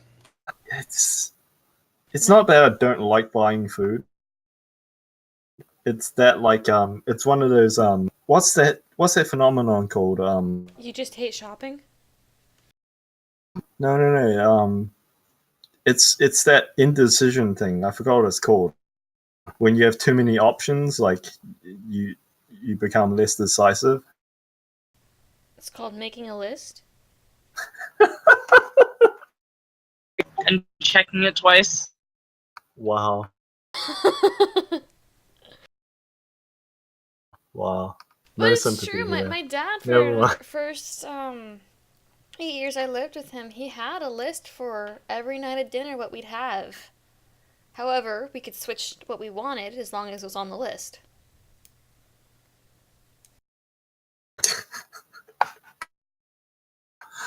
Wow. Okay. Sure. So, yeah, it was like Monday we're going to have this, Tuesday we'll have this, Wednesday we'll have this for dinner, and so forth and so forth. However, if he wasn't feeling up to it, we'd either have leftovers or something else on the list. That's actually pretty smart. Yeah, it helps with groceries a lot. Oh, I just thought of no, it's too late. It's 4 p.m. That's the thing that I think you guys don't fucking understand how lucky you guys are living in the States. Although I suppose it depends what town you're in, right? Are you guys in, like, a fairly small town or a fairly metropolitan area? Where me and Rick are at, we're kind of in the middle. Okay, so I'll ask you this question then, like, when does your shops close at? We're right behind a Walmart Supercenter, so it never closes. Yeah, you see, that's where you're lucky. Here in New Zealand, like shops close at 4:30. Oh wow, that's early. Yeah. I mean, I could Yeah. see 5 or 6, but that's dinner Yeah. rush. So why are they closing so early? No, well, shops close then, but like obviously restaurants and stuff open till like 9 or 10. But still, like it's one thing that always don't get me started ranting. Well, maybe I'll rant a little bit, but I just don't understand. Like, I mean, I don't, but I know most of my friends work 9 to 5 jobs. Yeah. From Monday to Friday. So like, if shops close at 4:30 and people only get off work at 5, who the fuck is going to these shops? Can Yeah. someone answer me this fucking question? Who's going to these shops? No, see, I technically I live near the Walmart and I work at a different Walmart. My store closes at 10 p.m. but the supercenter's open all day and all night. I mean, like, I could see your stores, like grocery stores, closing at 8. Who the fuck's shopping at past 8? There's nobody really, so. Yeah, I think the only people shopping past 8 are buying liquor. Yeah. Anyway, I better head out before everything closes down. But I was going to go to the butcher's and get myself some chicken hearts and make myself some sauteed chicken hearts. No. You have never had anything until you've had sauteed chicken hearts. Well, put it in the recipe book. It is literally the best fucking thing ever. You should put it in the recipe book then. There's a recipe book? Yes, I thought I gave everybody the link. Oh, no, I didn't catch this. Well, let me send it to you then. I will tell you, I've had 2 of my Caucasian friends had the exact fucking same response as you. And then they went overseas. One went to Taiwan, the other one went to China. And halfway through their trip, they ran across a restaurant that was serving sauteed chicken hearts, and they remembered me going on and on and on about them. So they decided, as a joke, to order one. And they both came back to me and said, yeah, you're totally fucking right.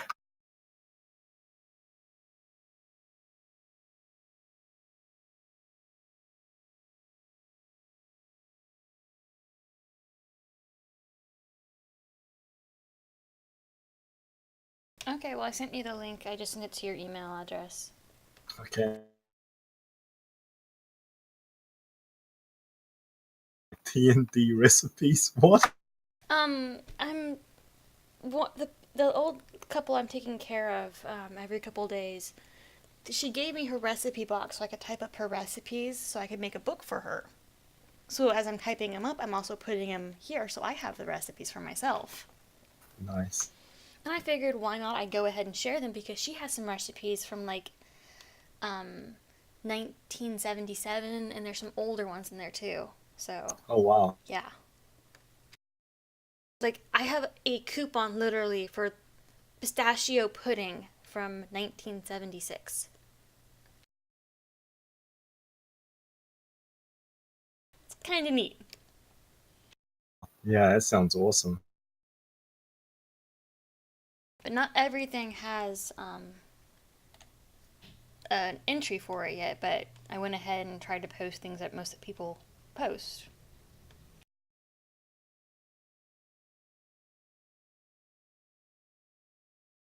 And then eventually, as I make them, I'll put a picture with it so people know what it's supposed to look like.